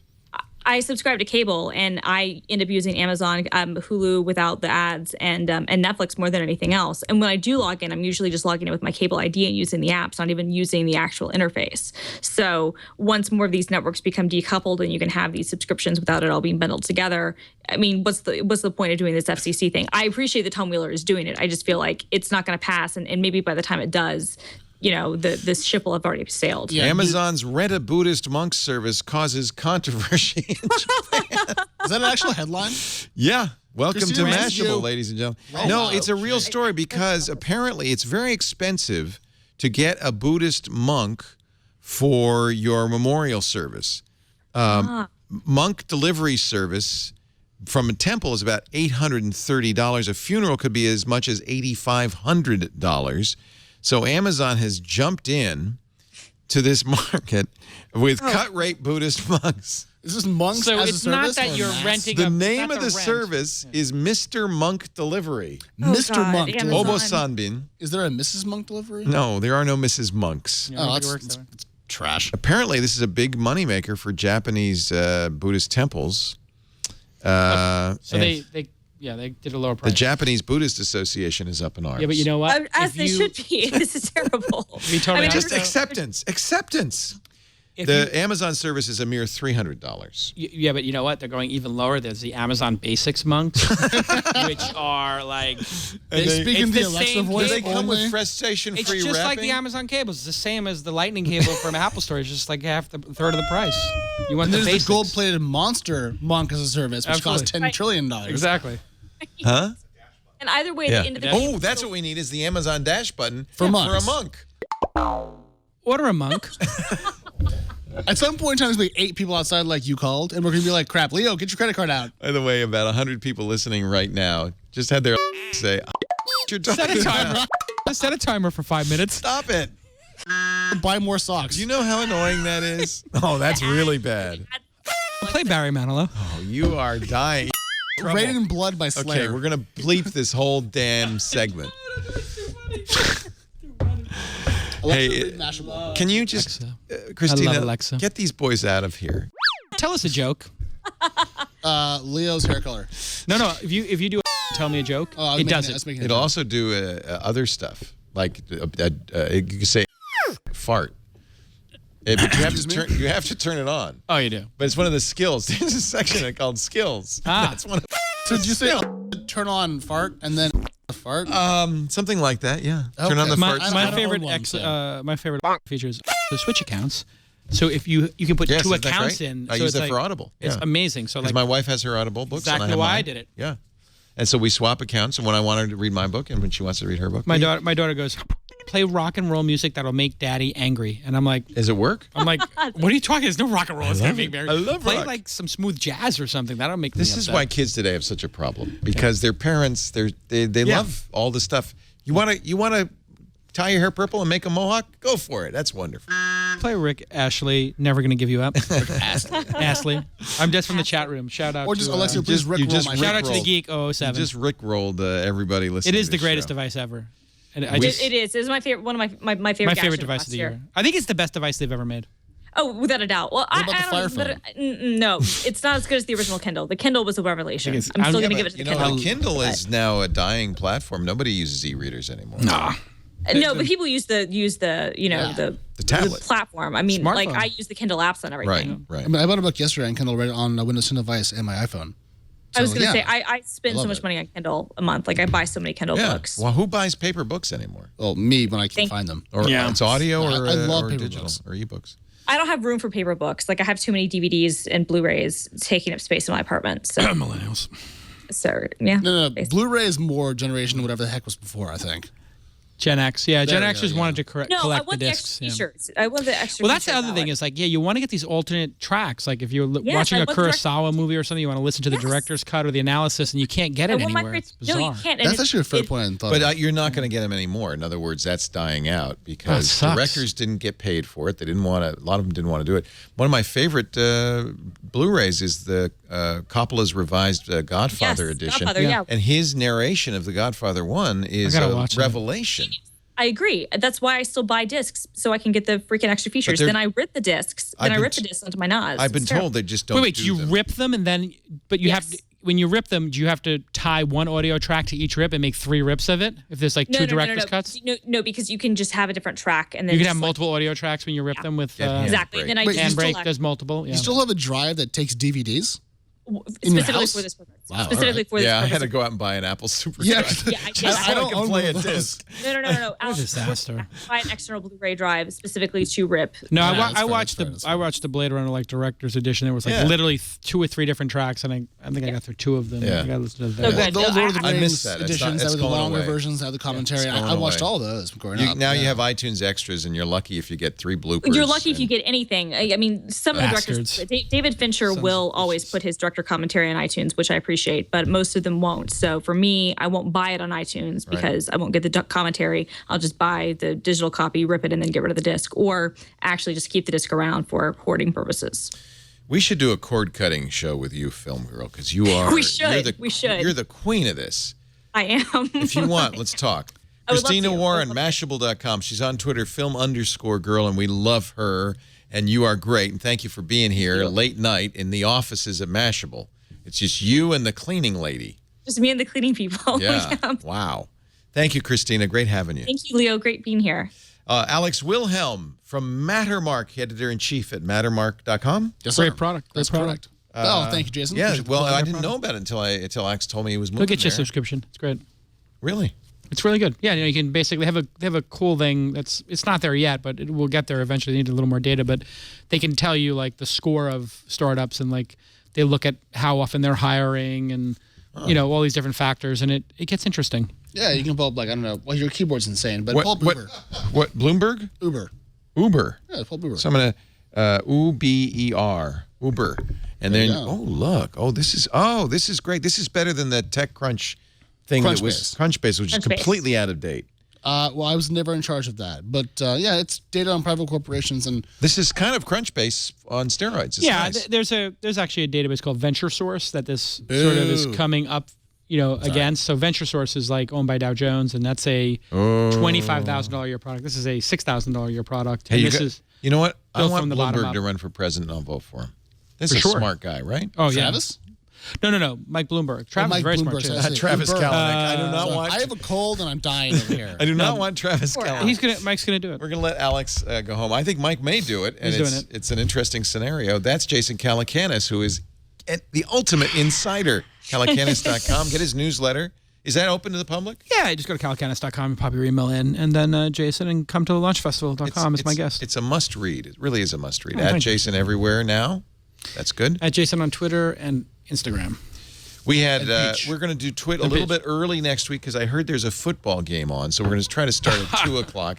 So if you watch the show live, normally 3 p.m. Pacific, 6 p.m. Eastern, 2300 UTC.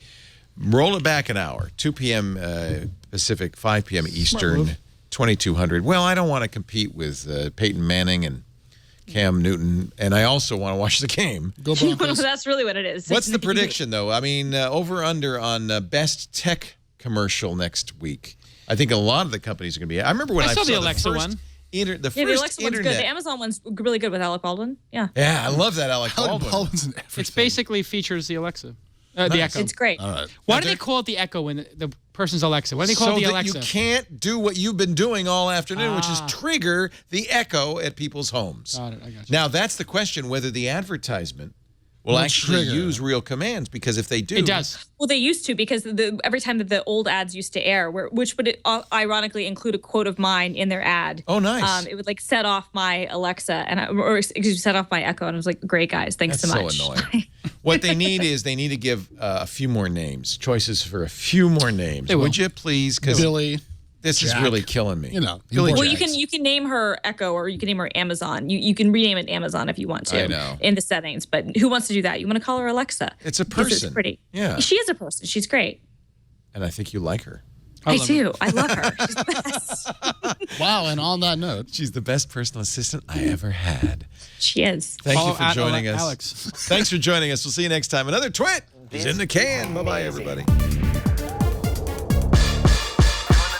Doing the twit.